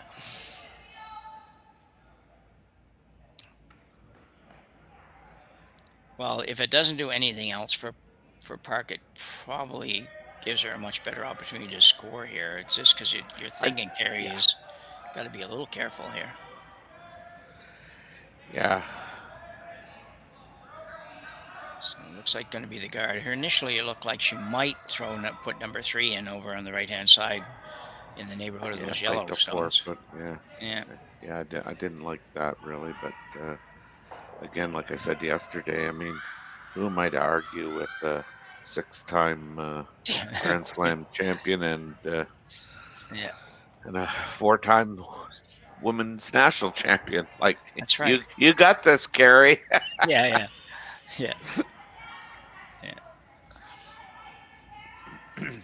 All I got in my defense is, okay, come on, Kerri, you haven't won the last 2 Canadian championships. Yeah, what's wrong with you? Yeah. You might want to pay attention and listen to me. What do you mean you have to beat Rachel Holman? That can't be that hard. She lost 3. I think she lost 3 times last year or something like that. Anyway. Oh, Lordy. So Yeah, what a year she had. We get a switch There's here. Here we go. Yeah. Yeah, it was crazy. Looking for a straight guard on the rock on the edge of the button. This is going to be pretty darn close. Nice shot. Yeah, she can come in playing that out turn. Yeah. Yeah, it definitely can. We saw this shot a few ends ago on a draw shot. And it worked. I don't even know if it was this direction, but I'd take more ice and definitely play a lot less weight. yeah. That's not very much ice, is it? Can you get a figure?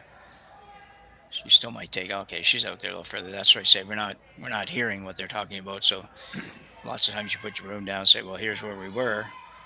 Yeah. And to us, it looks like maybe that's what they're calling, but not. So looks like she's actually playing as you mentioned, kind of a more draw than takeout shot here now. At least doesn't look like a lot of ice, but that's the way it looked like when the third indicated where it was going to be. So.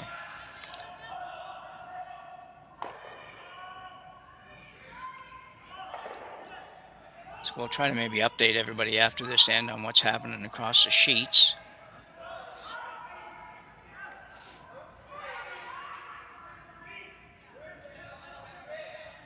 I do like this view. I really do. It's kind of cool.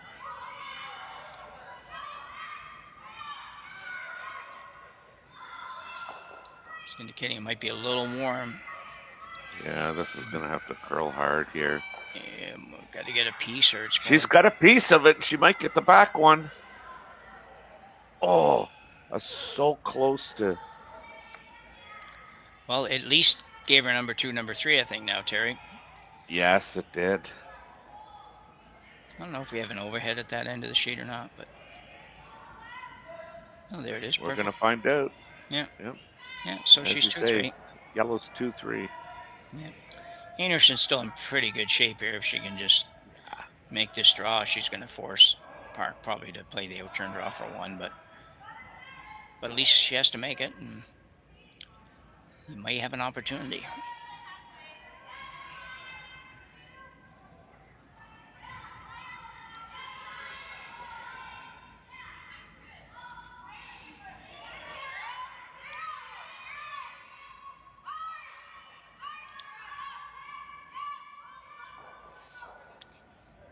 Kerri Einarson, her final rock here in the 5th end, looking to play an in-turn come around.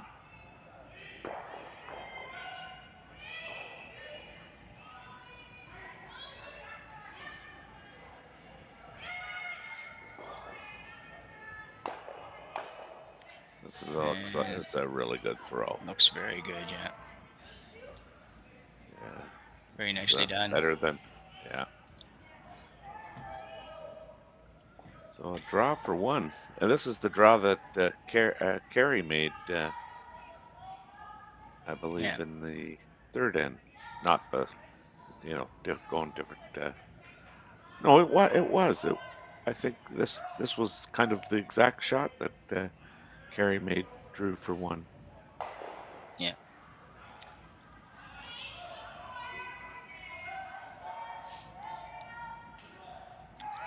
A little more room to work with than Einarson had. I'm not sure what she's looking at here. She don't think she can possibly go after that stone, so there's just not enough room. And not only that, it's still probably just going to be for 1. Yeah, it is. She might be a little bit worried about throwing draw weight and getting by the yellow, but I think she has plenty of room to get by the yellow. I don't think it's really a factor. Yeah. Yeah. I thought she was looking at trying to make the double for 2, but whoa. Yeah. That would be tough.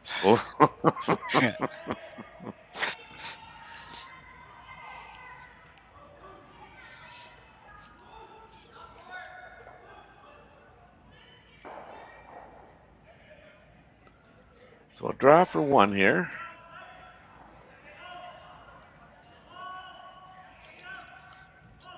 Still talking about it. It's a lot of discussion, right? Which for a shot that just Yeah, doesn't seem like there's a lot of options. Yeah, it just feels like there's one option. Yeah, exactly. Yeah. On Skipper, put it on the lid. We're here for you.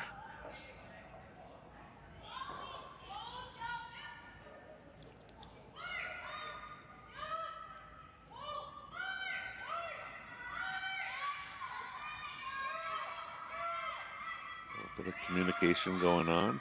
Yeah. Line looks fine. It's just a matter of... Gonna have to go now. Yeah, 14. This looks pretty good. I don't know, Terry. I don't know if it's going to move it far enough because you're going to be on the other rock. Yeah, she didn't. Need to be on that a lot sooner, really. So another steal for Kerri Einarson here in the fifth end, and she will have a 3-1 lead as we go to end number 6. We'll be back right after the break. Hey, Ben, what's the Aztec Safety online e-learning website again? Yeah, that would be aztecsafety.com. Fire extinguisher and firefighting. We'll send that one to Paul. Ah, now here's a course I should probably take. Conflict resolution. Power line safety. Yeah, I thought it might help me with my line calls. Did you know this Aztec website has over 100 safety courses? Jeez. Aztec Safety online course. Ground disturbance. Could have used that a few seconds ago.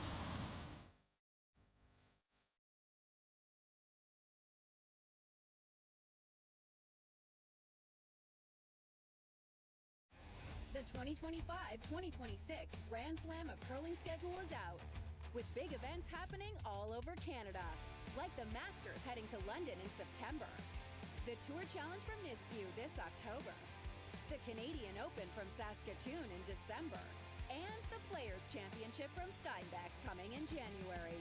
Early bird weekend and full event passes on sale now at gsoctickets.com.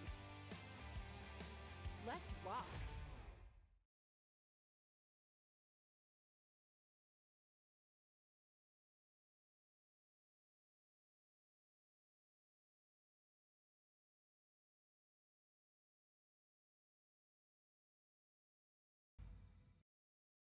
Live curling rocks. And this November, the best in the world are coming to Tahoe. Get your seats now at gsoctickets.com. But hurry, early bird pricing ends soon. Yeah. So we are back. And number 6, quarterfinal action here at the Saville Shootout. As we mentioned, we're at the Saville Community Sports Complex, amazing complex here in Edmonton on the grounds of the University of Alberta. Perfect opportunity for University of Alberta students that are curlers to be on great ice all the time. So that's a great thing. And they have many other sports in this facility. And there's a 10-sheet curling rink that's really, really high end and world renowned. Actually, a lot of people come here to practice a lot of times. So we're happy to be here. Jim Nix with Terry Corbin. We got 3 ends to go here. Terry, what's situation for Park especially right now is what? You gotta, excuse me, you gotta get on the scoreboard and make this at worst a 3-2 game here. It's the 6th end. It's vital that Park scores.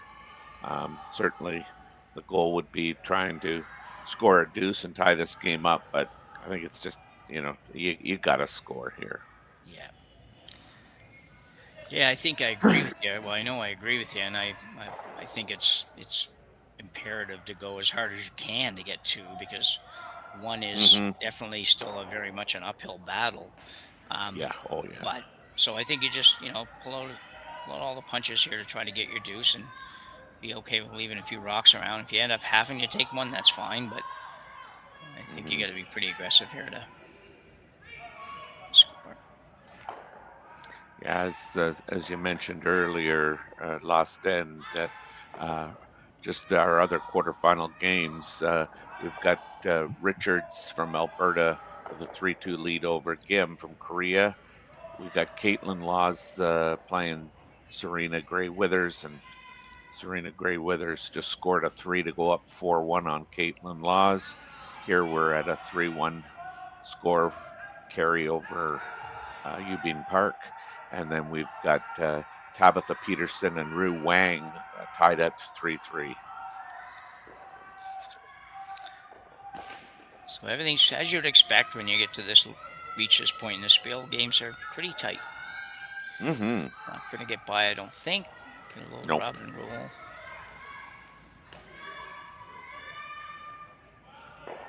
Just a hair light.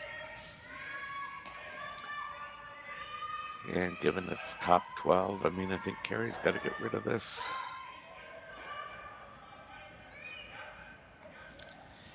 Yeah, not much choice here for her. She's playing pretty much all defense unless she gets a really good opportunity. So Shannon Burchard still with the very unique release of the curling stone. Yeah, Rory McCluster and I were talking about that. You know, how many coaches do you think have tried to change that? Change that. How many has she had? Take -1 and you've got it. Anyway. Yeah, that's somebody right. had to be one coach along the way say, well, this is what you're doing, and we'll just go with that. But anyway, between that and the tuck delivery, which I guess now Curling Canada has kind of more agreed to support and attempt to teach in some ways. So that's kind of an interesting news item that I heard recently, and I don't know how factual it is, but I think it's pretty close by the source that I heard it from. So there you go. Anyway. Yeah.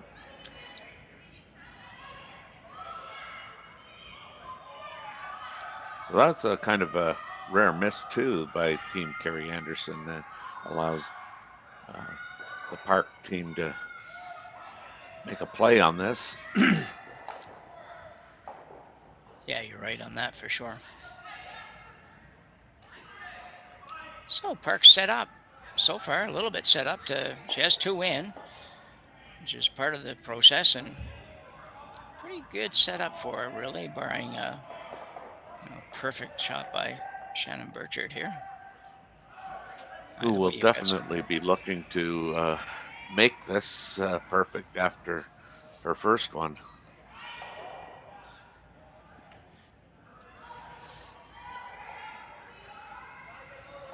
Really like to get the roll here, but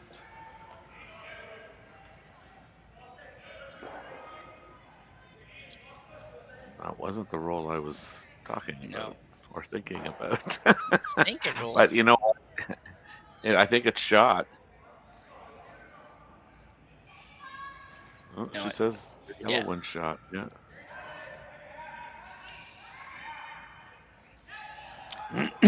We're just about halfway through the end here, and Park does have a pretty nice looking setup, I think, Terry, to turn this into a 2 eventually.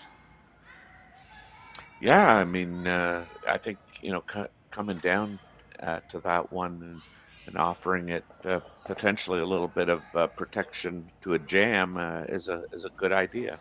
Yeah.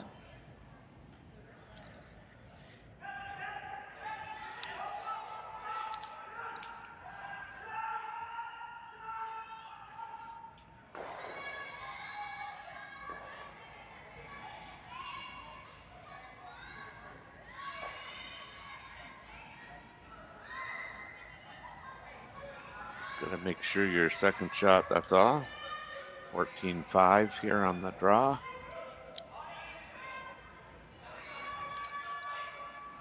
Well done. Would have probably liked it a little closer, but I mean, it is shot rock. Yeah, I think I agree. I think the totting a little bit further and a little more towards the stone would have been better, but not bad at all. I don't think Kerri can afford to play the top one, but no.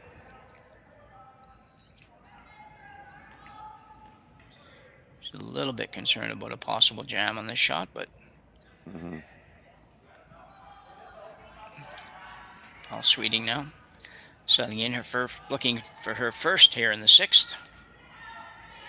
A little out turn hit, just a hit and a roll is kind of the call.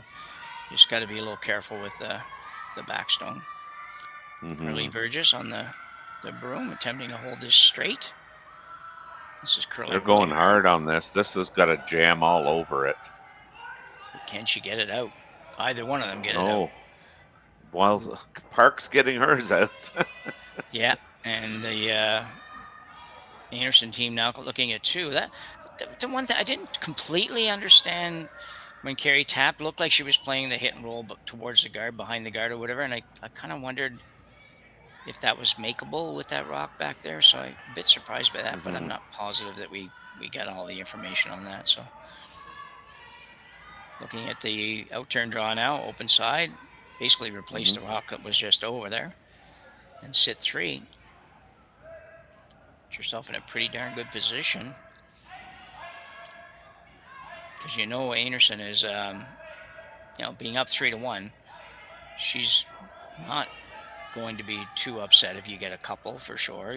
She'd like you not to get a couple, but she can live with that. So she's not going to do anything out of the norm, like draw around a guard and leave you sitting 3 kind of stuff. She's going to try to eliminate. In which case, it speaks to you getting more than a single for sure.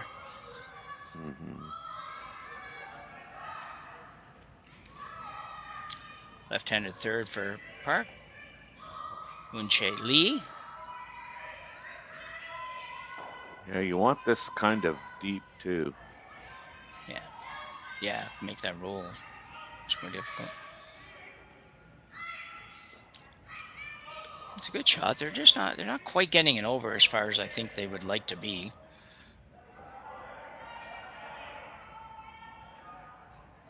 She's still indicating that roll as a possibility. She also indicated possibly the double. And yeah, I think you're leaving the top one. You might need that. Yeah. Might need to go around that. Yeah.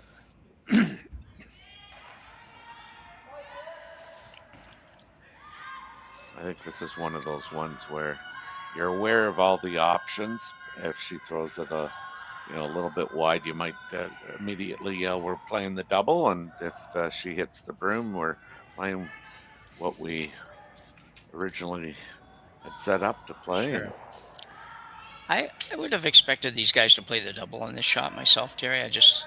They just throw those shots. So all these teams throw those shots so well, and there's almost gimmies sometimes these double, and then trying to get the roll.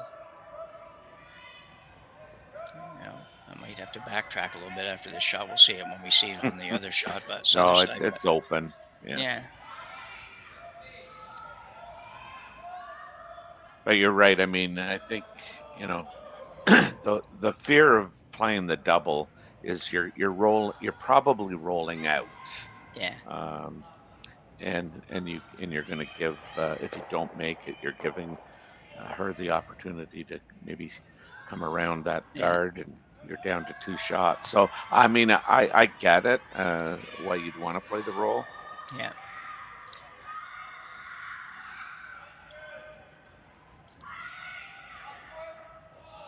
This one got to move a little bit. She definitely wants to stay here, and she may not. Yeah, she's not gonna. Ooh. There's a mistake. Yeah, that was a little bit something she can probably live with a little bit, but that's they had I just look at that as just a missed sweep call kind of shot, because the way they can move stones now, it certainly seems like she should have been able to move that rock over enough to hang around. They weren't really working that hard at making that happen. So, but anyway. Yep. It'll be interesting to see here if Kerri wants to try and take that double. She's going to have to, maybe flirt with that guard. But again, we're talking, like I said, 4-time women's national champion, 6-time Grand Slam champion. Yeah. You don't win those by being afraid. No. It is possible here that you don't. I think it's possible. I'm not the best angle here, but think it's possible to hit this and not necessarily make the double, but end up shot rock. So it looks like, depending on where you roll to, now you might roll shot rock open maybe, but I don't think you absolutely have to make the double to end up with a decent result on this shot. So No, but you know what? If you make the double, you might your shooter might roll right under that guard too. well, exactly, yeah, that's what I'm kind of wondering a little bit. Maybe they're having a little final chat about it. Kerri Einarson with the outturn hit here, looking to make a double and or a little roll behind a guard here. See how we end up. Richard and Burgess on the brooms. Firm weight. Yeah, Carly said we're a little hot, but this is going to be close. Oh, how unlucky is that? Yeah, we think, and looking at the red shot rock. Yeah. So unlucky, but a bit, but still shot rock. Not an easy. Yeah, I just meant, you know, a little unlucky that that yellow one didn't go for yeah. Val. Yeah. Hey, what? This is no easy shot though to make it. No, that's right, because you have to roll onto the raise. Yeah. You have to roll a little bit.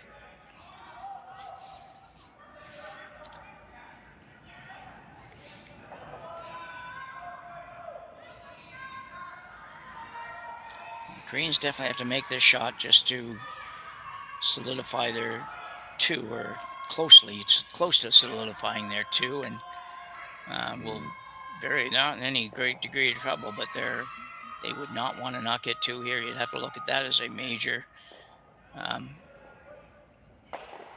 opportunity lost. Opportunity, yeah, exactly. Yeah, thanks for that. I couldn't come up with a word.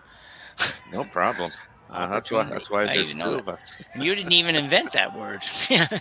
I know, eh? I got it. Yeah. Darn. Yeah. Anyway. But yeah, no, she really has to roll this on, because if she doesn't, Kerri just gets rid of that other yellow and can sit 3. And force. Obviously, she's going to force Park. So she should be close, judging by the sweeping here. If they can. Yep. Wow, really good.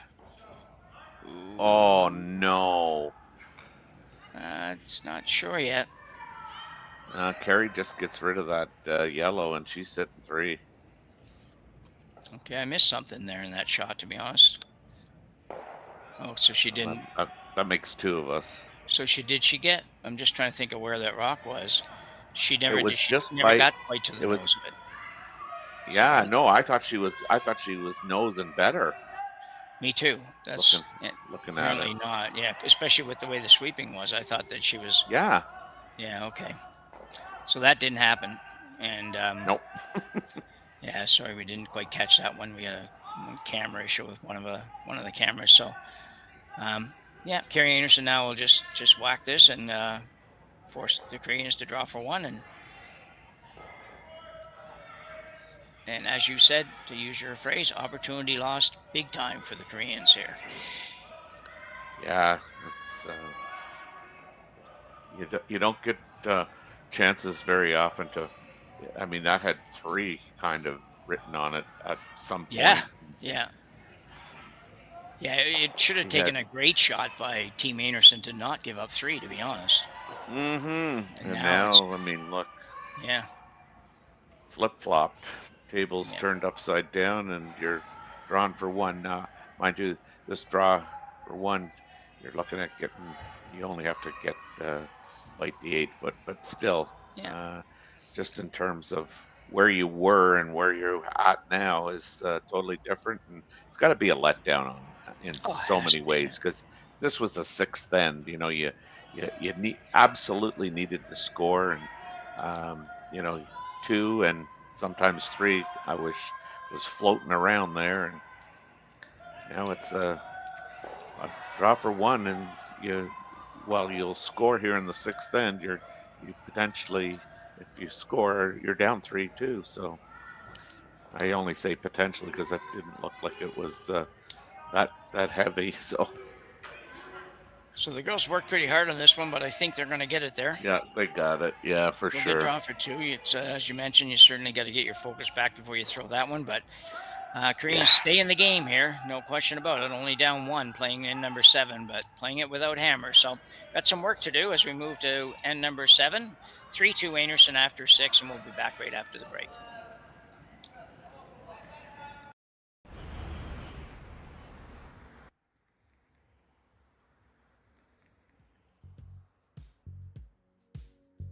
That's life. That's what all the people say.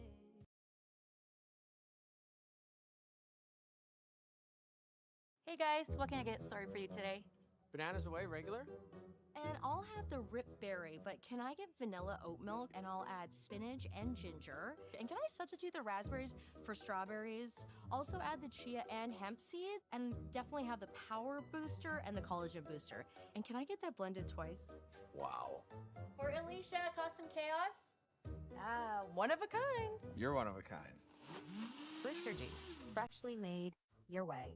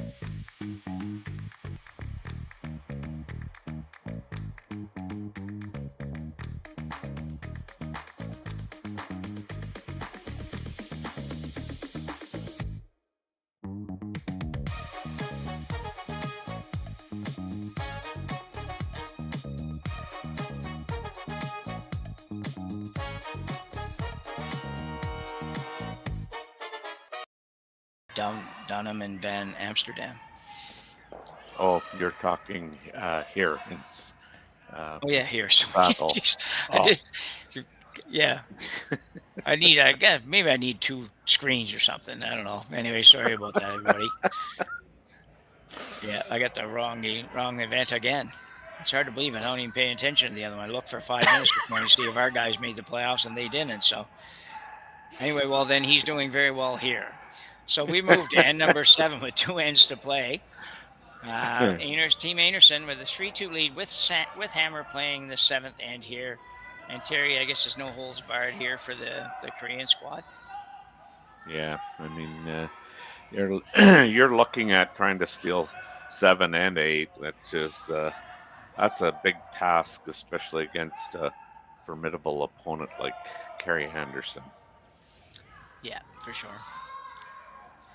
And you can, some people will say, well, yeah, you can if you have to, and you probably like to steal one for sure. You can maybe force Einarson to 1 and have Hammer coming home down 2, but either way, you're probably still going to be in a position where you're going to have to steal an end, because although people do get 3s in the last end for sure, there's a better chance that you'll get your 2 and go to an extra end, and then you'll have to steal that end anyway. So you might as well get at it here while you still have that little extra bit of time.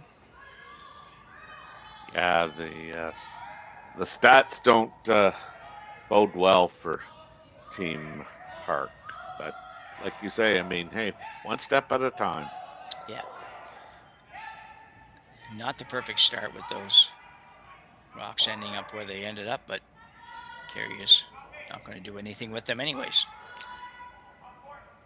Neither rock on the center line, so they both were possible to move them if they wanted to. In-turn draw here, just coming down to a rock in the house. She's going to get pretty close, maybe a little short, but pretty good shot for Carly Burgess. Greens now will play the out-turn, come around. I'm surprised. I mean, I didn't see the first rock. Like, I would have expected that, you would have thrown a corner guard, but again, didn't see the call, so can't be overly critical. If it's where they wanted it, then fine.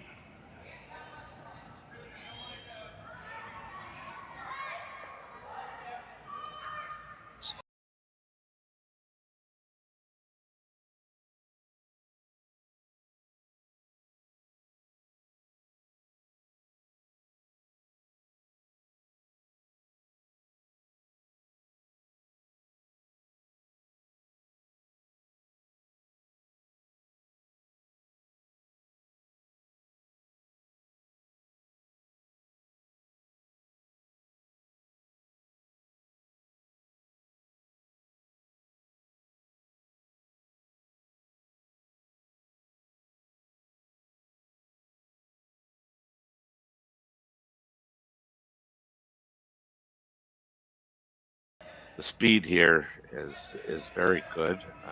I've been getting consistently throughout the games, 14-5 for draws. We've got good finish. Shannon Burchard's shot here looks pretty good. He's going to remove the rock on the button and roll to the open side.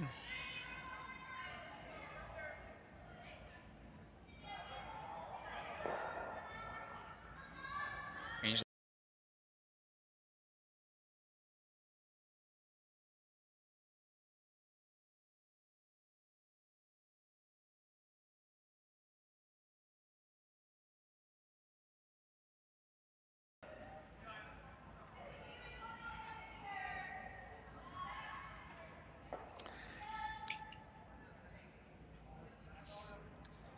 second stone. Ji and Kim here. They've just thrown this.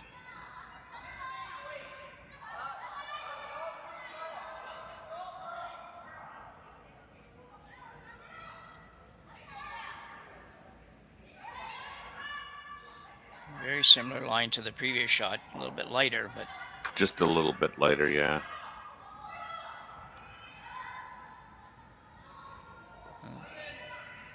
Line probably was pretty good if she had another, 3.5 feet of weight. Not a horrible spot, but definitely enough room for Einarson to get rid of it without making contact with the rock on the 4 foot, which is what would matter to her at this point. That rock is even just a few inches deeper and probably 2 or 3 inches to the left as we look at it on the long view there, that this would be a much more difficult shot. Right. And pose a big problem for Einarson, even if it wasn't shot.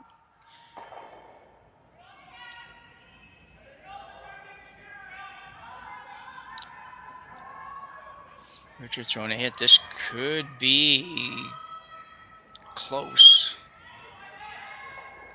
Got there. Good shot. Yeah.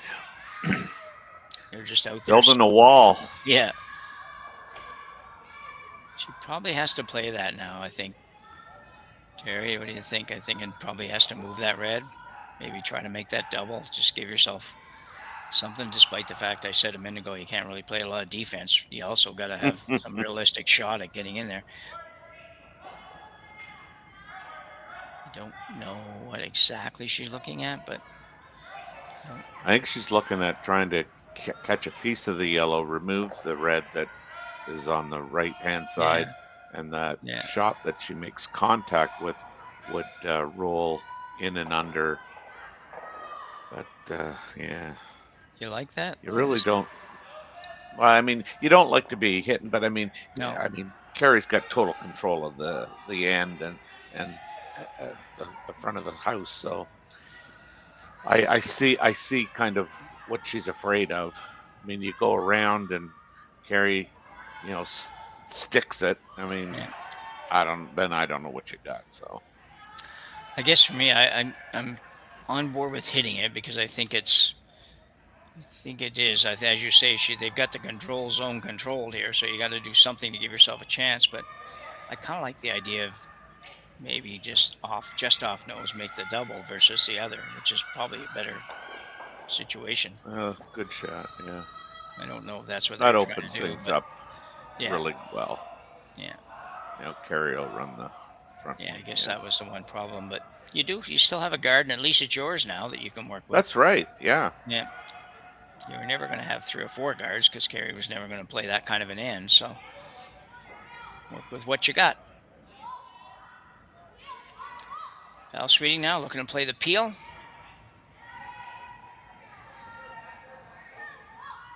Yeah, the key for that park shot was to get rid of. Well, I don't think that was a great Get rid result. of 2 anyway. Yeah, get rid of a couple, but left guard now. It's not yours now, but that's not a bad looking setup there for a team trying to steal. Other than the color, it's better than it was. Yes, yeah. Better than it was. Yeah. No, you can't go there. No. You got to go around, don't you? Yeah, absolutely. Yeah. can't hit that either.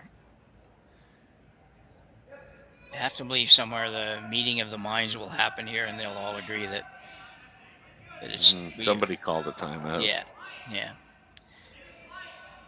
You don't have a lot of choice here. I don't think this should be a very short conversation in my mind. Down 3-2. There's no chance you can really hit anything. And yeah, I guess if you wanted to draw it out on the back one, and it's way out there, you could freeze on there and maybe make it hard to get rid of. But I don't know.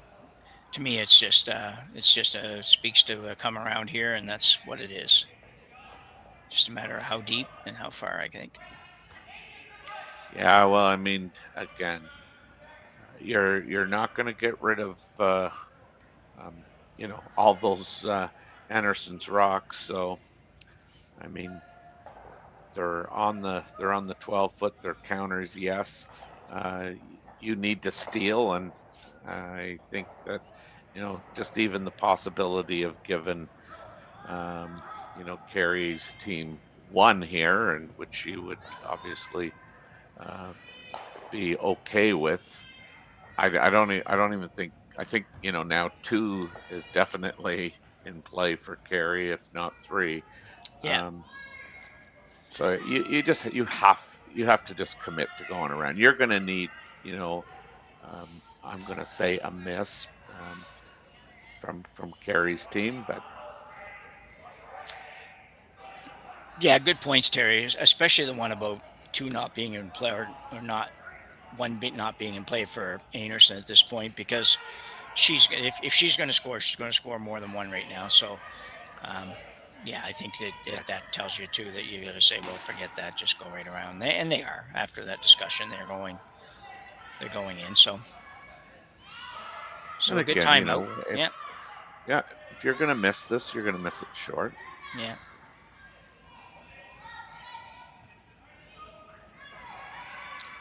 If this has got the right weight, this is going to be really close to being great. Very, very good. Yep. Overcurl a little bit. Yeah, Kerri wants to get it behind the tee line, yeah. But I think, I mean, that's what you had to play. Yeah, I think so too, yeah. This would be an interesting call as well, to be honest. You hit that high guard. Is that, if you take that high guard off, is that helping very much, do you think? Well, I mean, again, I think Kerri's needs to, kind of look at this as I need to score. And by leaving that coming around, I mean, yes, she could get shot here, but you really do want to score. So I'm good with getting rid of this thing. So do you peel this into your own, or do you peel it away? Because I just straight peel. Okay. Well, I like the direction of the peel, at least. I like the direction of going closer to my own, because at first I thought she was going to peel it to the right, if you will, as we look at it here, and I just didn't see that being the best option. I thought, well, I would like to at least take a chance at maybe touching this one. If you ever touch this red one on the way by, then you've really opened it all up. Yeah, for sure. I mean, it's the old story. Commit to a shot and go with it, Yeah. If you were good with playing it, then fine. Yeah. So same shot, exact same shot for Team Park. And, I think it is. Anyways, I'm not sure. They're discussing a lot of options, but I think they're going right around to the top of the 4-foot, and that really puts them in a pretty good position. As good a position, I think, as you could kind of probably hope for here. Still a lot of discussion about whether to do that or play the straight guard. I don't know. I'm going to come around that one. I think since I just threw it, I should have a really good handle of where it needs to be. Where are you going, Terry? Well, I mean, I'm probably going with the guard. Oh, yeah? Okay. Yeah. I mean, because if you can kind of convince Kerri that, maybe her coming around getting shot on the back 4 is a good shot, I think you might be able to kind of hold her to 1. Yeah, I guess we have 2 shots each to come, do we? So I was Yeah. thinking, yeah, Yeah. okay. So if you throw the guard up, she's going to peel the guard. Obviously, just peeled her own guard, so she's definitely going to peel your guard. I think. I don't think you're. I think you're right. I don't think Kerri's going to come around, but you know, she does surprise me every now and then. So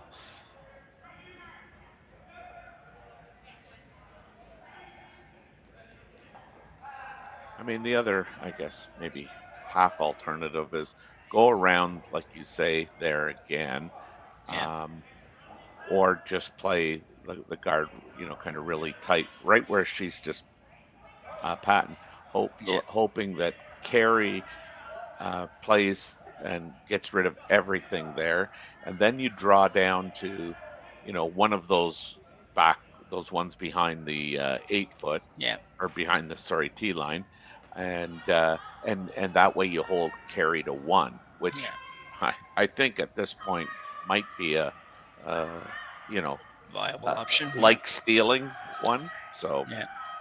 So just because we have a little time here, so if she puts this guard up here in the same place she did or where it was, Kerri, we both agree Kerri's probably going to peel that, right? We think. I mean, she might surprise us, but yeah. yes, So if that happens, then I want to ask you my next question though is, then what are you going to do on the last shot? I know you just talked about a couple of options, but if they do peel this off and you have this exact setup you have right now and you only have 1 to come, are you still going to try to force to 1, or are you going to try to steal 1 by probably coming around that? The guard sort of forces to 1 too, but it's only a draw to the 4 foot. So what do you think?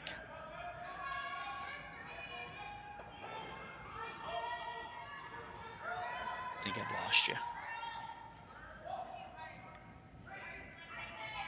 Hello. I think I'm going to probably draw down.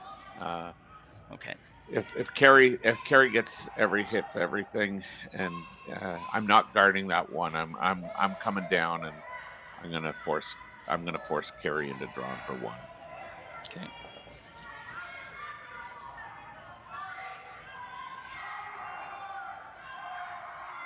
You can get off this now. Yeah. That's to me that's perfect. Yeah, I would agree with that. If that's the shot you're going to play, I think she did it very well.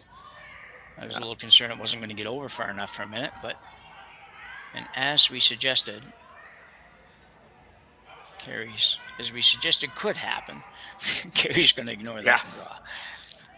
It doesn't actually surprise me either. As I said before, a lot of teams would say, no, we're not doing that. We're still we'll run the yellow over the top of our red and maybe pick up the yellow on the way by, and we've got a wide open house and chance for multiple points. Because if Kerri makes this, I'm going to assume that the Koreans are going to follow it down almost no matter where it is, and force you to 1. Or try to force you to 1. We'll see. We'll see where this goes. This is it's an interesting point in the game here.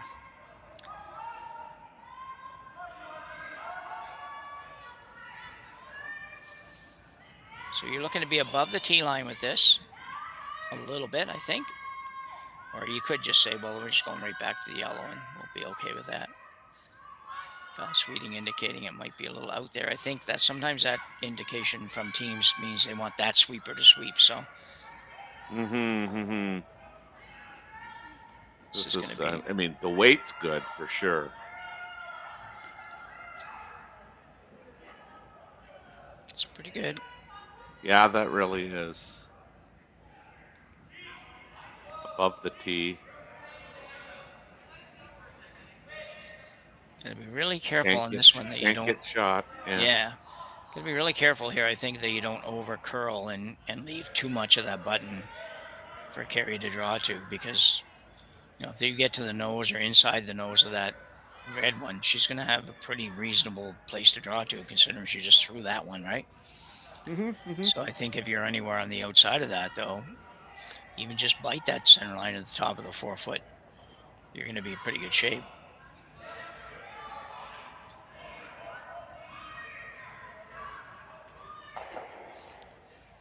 That was the problem. I know, and I don't know if it's a problem, but that was the problem, if there was one, with throwing the guard, that Kerri may just decide, no, I'm not going to.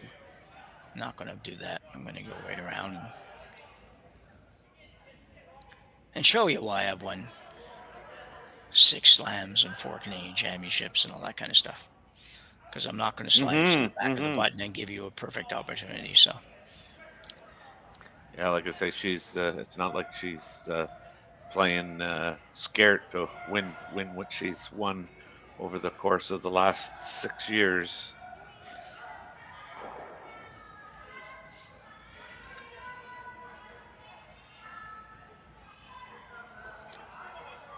So we've got a great crowd taking in the game this morning. I thank you all for joining us here for the quarterfinal action in the Saville Shootout. One final reminder that we will be here all day. The next draw semifinals go at 12:30 p.m. local and 3:30 for the finals locally. So that's Mountain Time.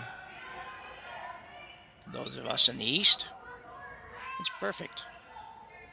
Get to do a nice evening game. So a big shot here. She doesn't have a lot of ice, so I might have missed something along the way there, but it would make me think that she's trying to remove that rock. Is that possible, Terry? I guess it is. Yeah, I mean,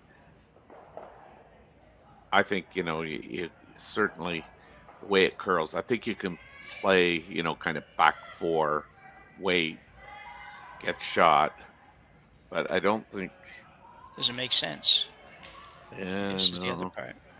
Anyway, it's on its way. We'll see. If she makes it, she does force Kerri Einarson to take one, but yeah, she's thrown some weight here. Yeah, I'm not. This is all over the guard. Keep it going. You might get lucky. You might get really lucky. Well, yeah, that's too bad. I just think that was not a good shot selection, and really, it would seem just by the end result of it all that she didn't. If you're going to play that shot, it's like any shot, I guess. Really, Terry, you got to commit to the shot, and it sure didn't seem like she was committed to that. I mean, she had like top 4 foot weight, and maybe T-line weight at most, and it definitely had ice for pretty much a full-blown takeout. Yeah, so definitely didn't set that one up quite the right way. Now Einarson will have a chance to draw the 4 foot for 2. She just put one on the edge of the button, so she should be pretty close with this.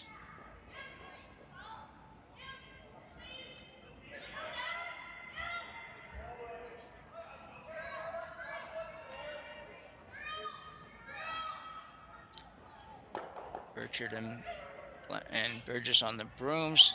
So far today, they've been pretty much perfect on judging rocks and things like that. This is really close, and I'm going to say she got it. Yeah. So a nice skip stews here for Kerri Einarson, and she'll go up 3 going to end number 8. We'll be back after the break with Einarson holding a 5-2 lead here at the Saville Shootout.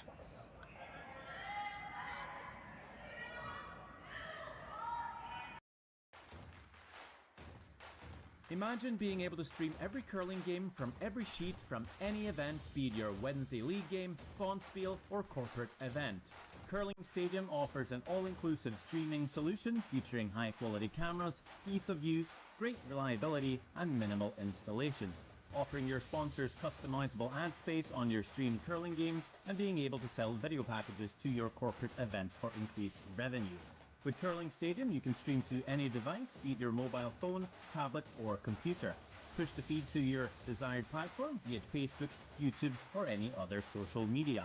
Curling Stadium is simply the way forward. Where it's commonplace in other sports to televise every game, we want to do the same.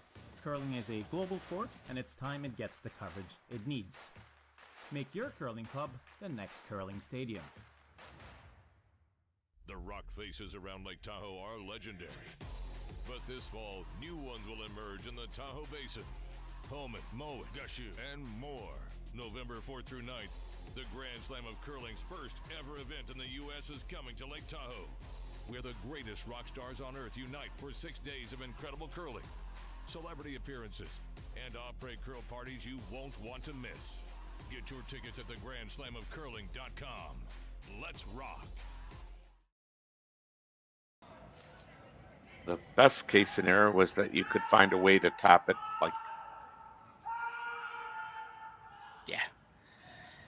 So we're back here for the final, or potentially final end of our quarterfinal game. And Kerri and I, just during the break, we're still just discussing the last shot for the Koreans. And a little bit baffled by the call there, Terry. But at the end of the day, Einarson makes two pretty darn nice draws here in the seventh end and a commanding lead going to the final.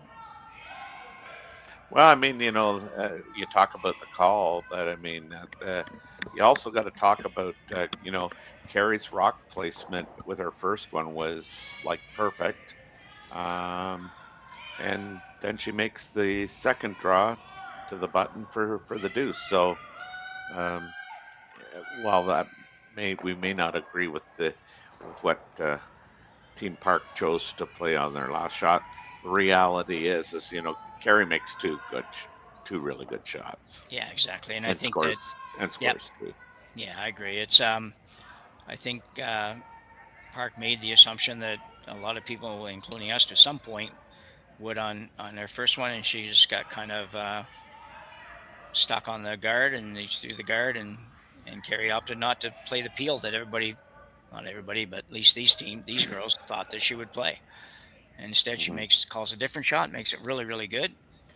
Still gave her a bit of an opportunity to get out of it, maybe with a single, but anyway, that's then. This is now, and down 3 in the last end. We have seen 3 scored, no question about it, probably more than once. And she gets a couple corners up here, and who knows what happens. Just going to have to be perfect. Going to have to make 8 perfect stones for sure to have any chance.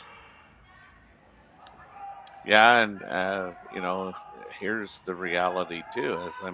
She's thrown up 2 corner guards, which I think she needs to do. Some people would go with the double corner on the same side, but I think all you can do now is hope. I mean, the reality that she faces is, as good as you might make your shots, you're gonna need a miss from Kerri or 2. Yeah. So Shannon Burchard settling in, as we've seen before. Nice to see Shannon back on the ice and playing. And yeah, it really is.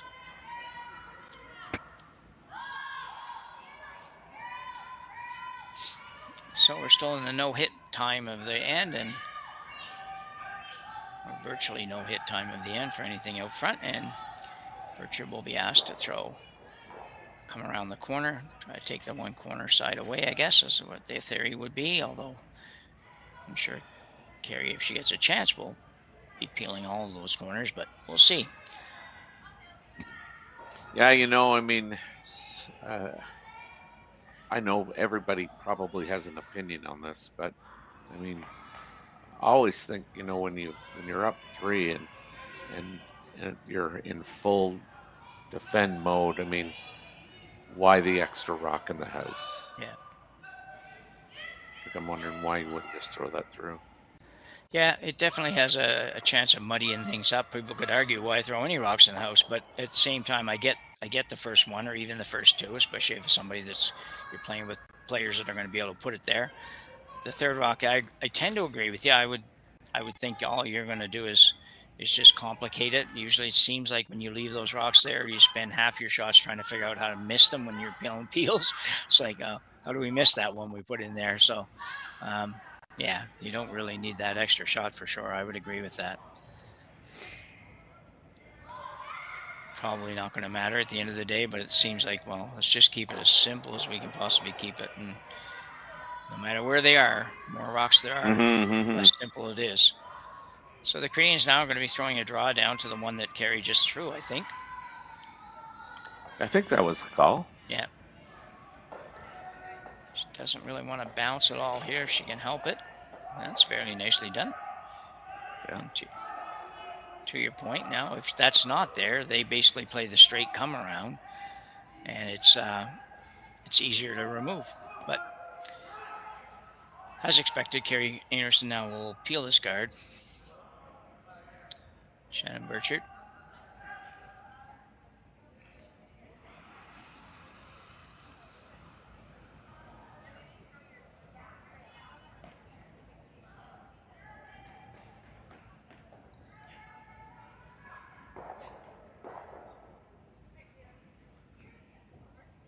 good shot. Yeah. So something for them to work with. It's hard not to let yourself get a bit muddled with this situation, trying to figure out how to get the 3. And I think you just have to say, well, I'm going to go with what's here, and then later on we'll try to figure out, if we get a chance later on, we'll try to figure out how to get rid of some red ones, because we can't worry about that right now.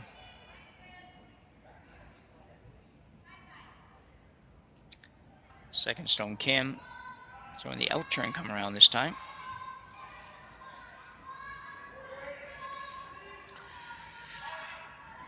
Yeah, it's just a matter of, trying to get rocks in behind what is available. I mean, this is one where you often have to think of, I know Kerri's got some rocks in play above the tee line, but getting, even rocks behind the tee line, behind the Kerri's rocks is, going to be options. Yeah, oh, absolutely, yeah.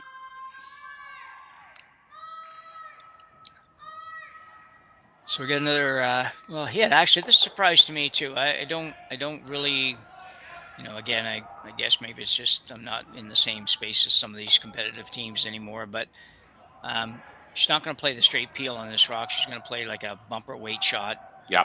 To remove the rock in the house. And I just, for me, I don't know if I'm going to do that. I think I'm just going to go up and peel that. But I guess they're good enough and talented enough that they're not going to just throw a complete miss. But it still concerned me, since. You're right. I mean, I think, one of the reasons that they played that is there was something of, you could see it from the hack. And I mean, they're at a level now that they know the last thing they're going to do is throw it wide. I mean, if you rub the front off, you're good. Yeah, exactly. Wide, yeah. Throw it wide and heavy both and miss everything. It's like they're just not going to do that.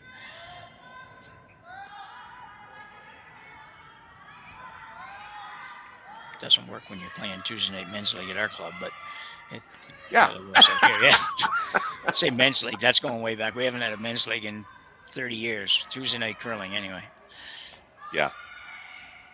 So nice come around here again by the Koreans. Looks like it's going to get a little bit closer to being buried. They're going back far. They're not worried, as Terry mentioned. They're not really worried about where it ended up. It probably didn't quite go far enough to get buried, but even if it goes to the back of the 8-foot there, that's fine, as long as you're trying to get it somewhere where Kerri can't hit it and has to go out and peel that card.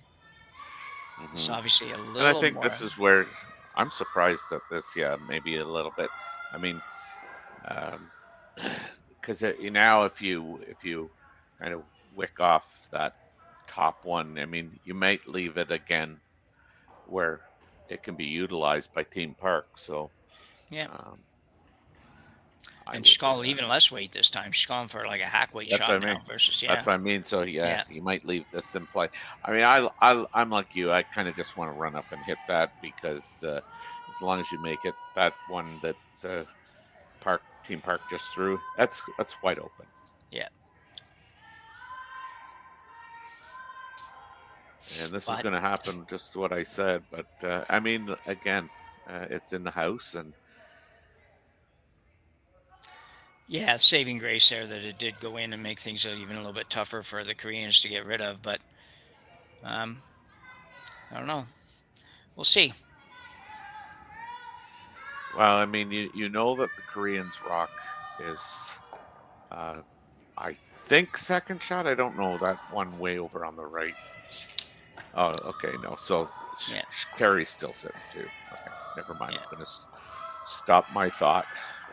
Sitting 2, and the red one did outdo the third, whatever, the second yellow one as well. So you're sitting 1, 2, 4, I guess. And but regardless, I still think it's. I'm feeling like I somehow still have a chance here from the Koreans, where I don't know if I'd feel the same way without those extra rocks around. So who knows? We'll see. Well, we're down to, I mean, the Koreans got 3 rocks left to go, and they got to find a way to score 3. They've got 2 in the house. I guess they're talking about coming down and playing this in turn to the face of the Yep. Anderson rock. Yeah. Maybe set up a situation where if they put it perfectly, they could come down with some weight on this stone and make a double, right? I mean, really hard. I mean, we're talking shots that are just crazy difficult, and everything has to be absolutely perfect, but that's okay for the Koreans right now. It's like, well, let's make it as difficult as we can. That's not going to do it. Yeah, no. No, that one had to get across. If nothing else, that one had to get to the other side of the red to make it a little bit more difficult for Kerri. Now she's got a chance to hit this on the nose, sit 5, or sit 5. What it would be, sit a whole bunch anyway. Sit 4, I guess. 3 or 4. Either way, it's going to be really, really hard for the Koreans to find a way to score 3 here in a minute. Yeah. Kerri's had a pretty solid game, I think. I'm not scoring these guys. Kerri has, yes. Yeah. Yes, Kerri has. Yeah.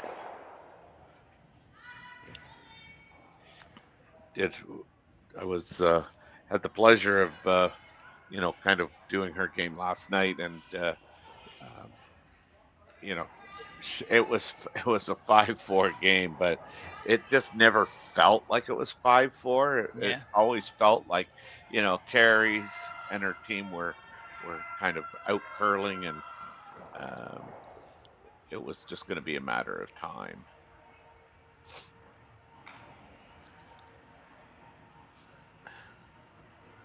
That was a good shot, because now that the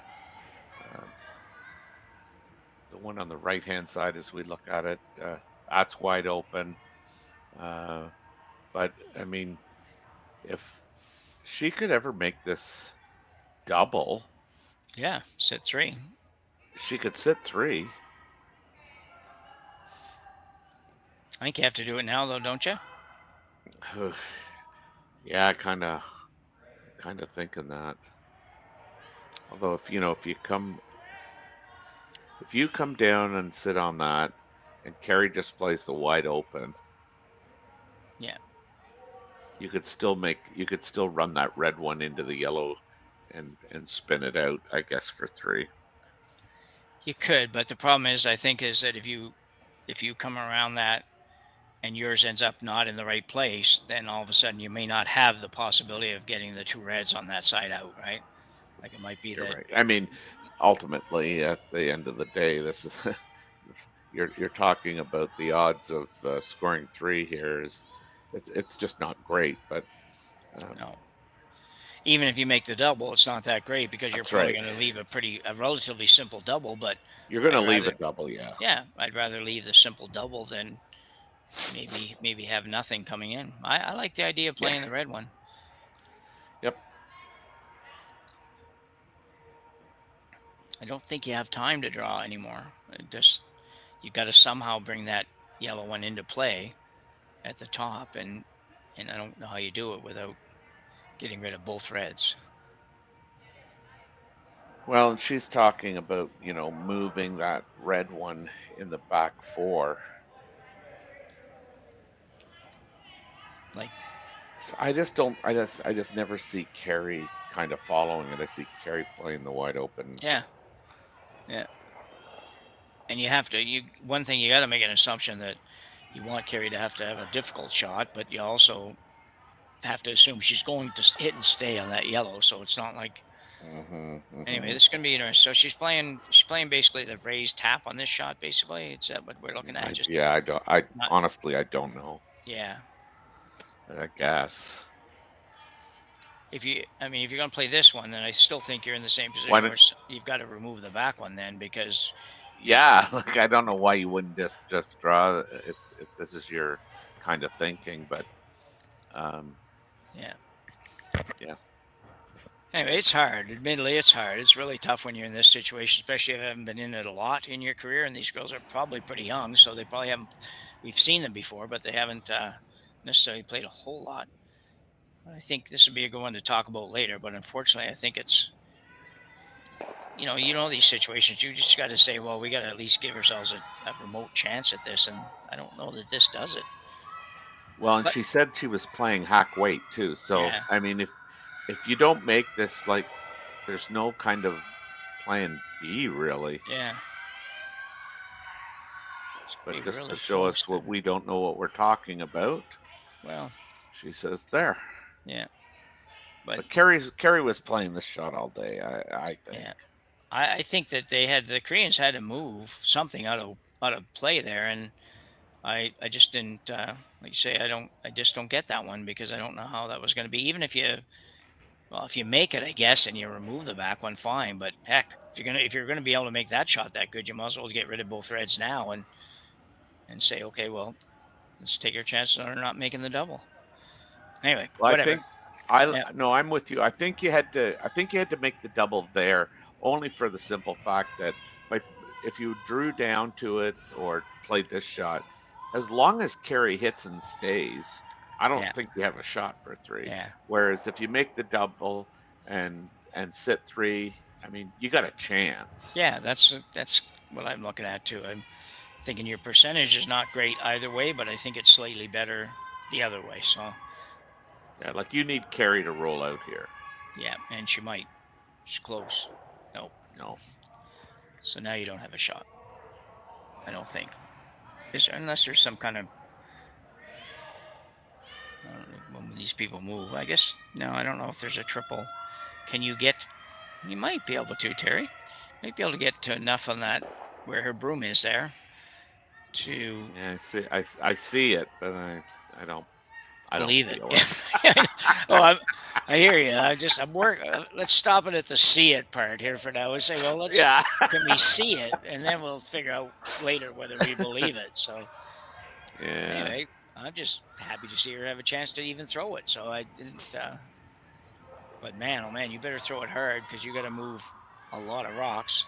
Yeah. And they've got to move pretty much right out of the circles. Every one of them are to score. So, and you can't touch your own on the way by because if you ever do, it's going out. So anyway, be fun to watch. Well, and I think the higher you or the thinner you hit this, you risk the possibility of tapping that top yellow one out of the rings. Yeah. And I guess, you've got to hit. I mean, looking at it from where we are, I'm thinking that we're hitting about a third, I think. A third, yeah. Might be close. Yeah. So it's on its way. Youbeen Park's last stone here in the 8th end, with a chance to force an extra end, albeit really difficult. She will not have it work out. Never really had a chance. Had to get to the red stone before it hit the yellow stone, and Einarson will pick up a point or two more. I'm not sure what the final will actually be, but Kerri Einarson will It'll move be on. 8-2. 8-2. Okay, thanks, Terry. Yeah. So Kerri Einarson now will move on to the semifinals of the Saville Shootout here in Edmonton, and Youbeen Park will head to wherever their next event is. So thanks everybody for joining, and on behalf of Curling Stadium, Terry Corbin, Roy McCusker, myself, we will see you again in a couple of hours for the semifinal action. Yes, looking forward. Live curling rocks, and this November the best in the world are coming to Tahoe. Get your seats now at gsoctickets.com. But hurry, early bird pricing ends soon.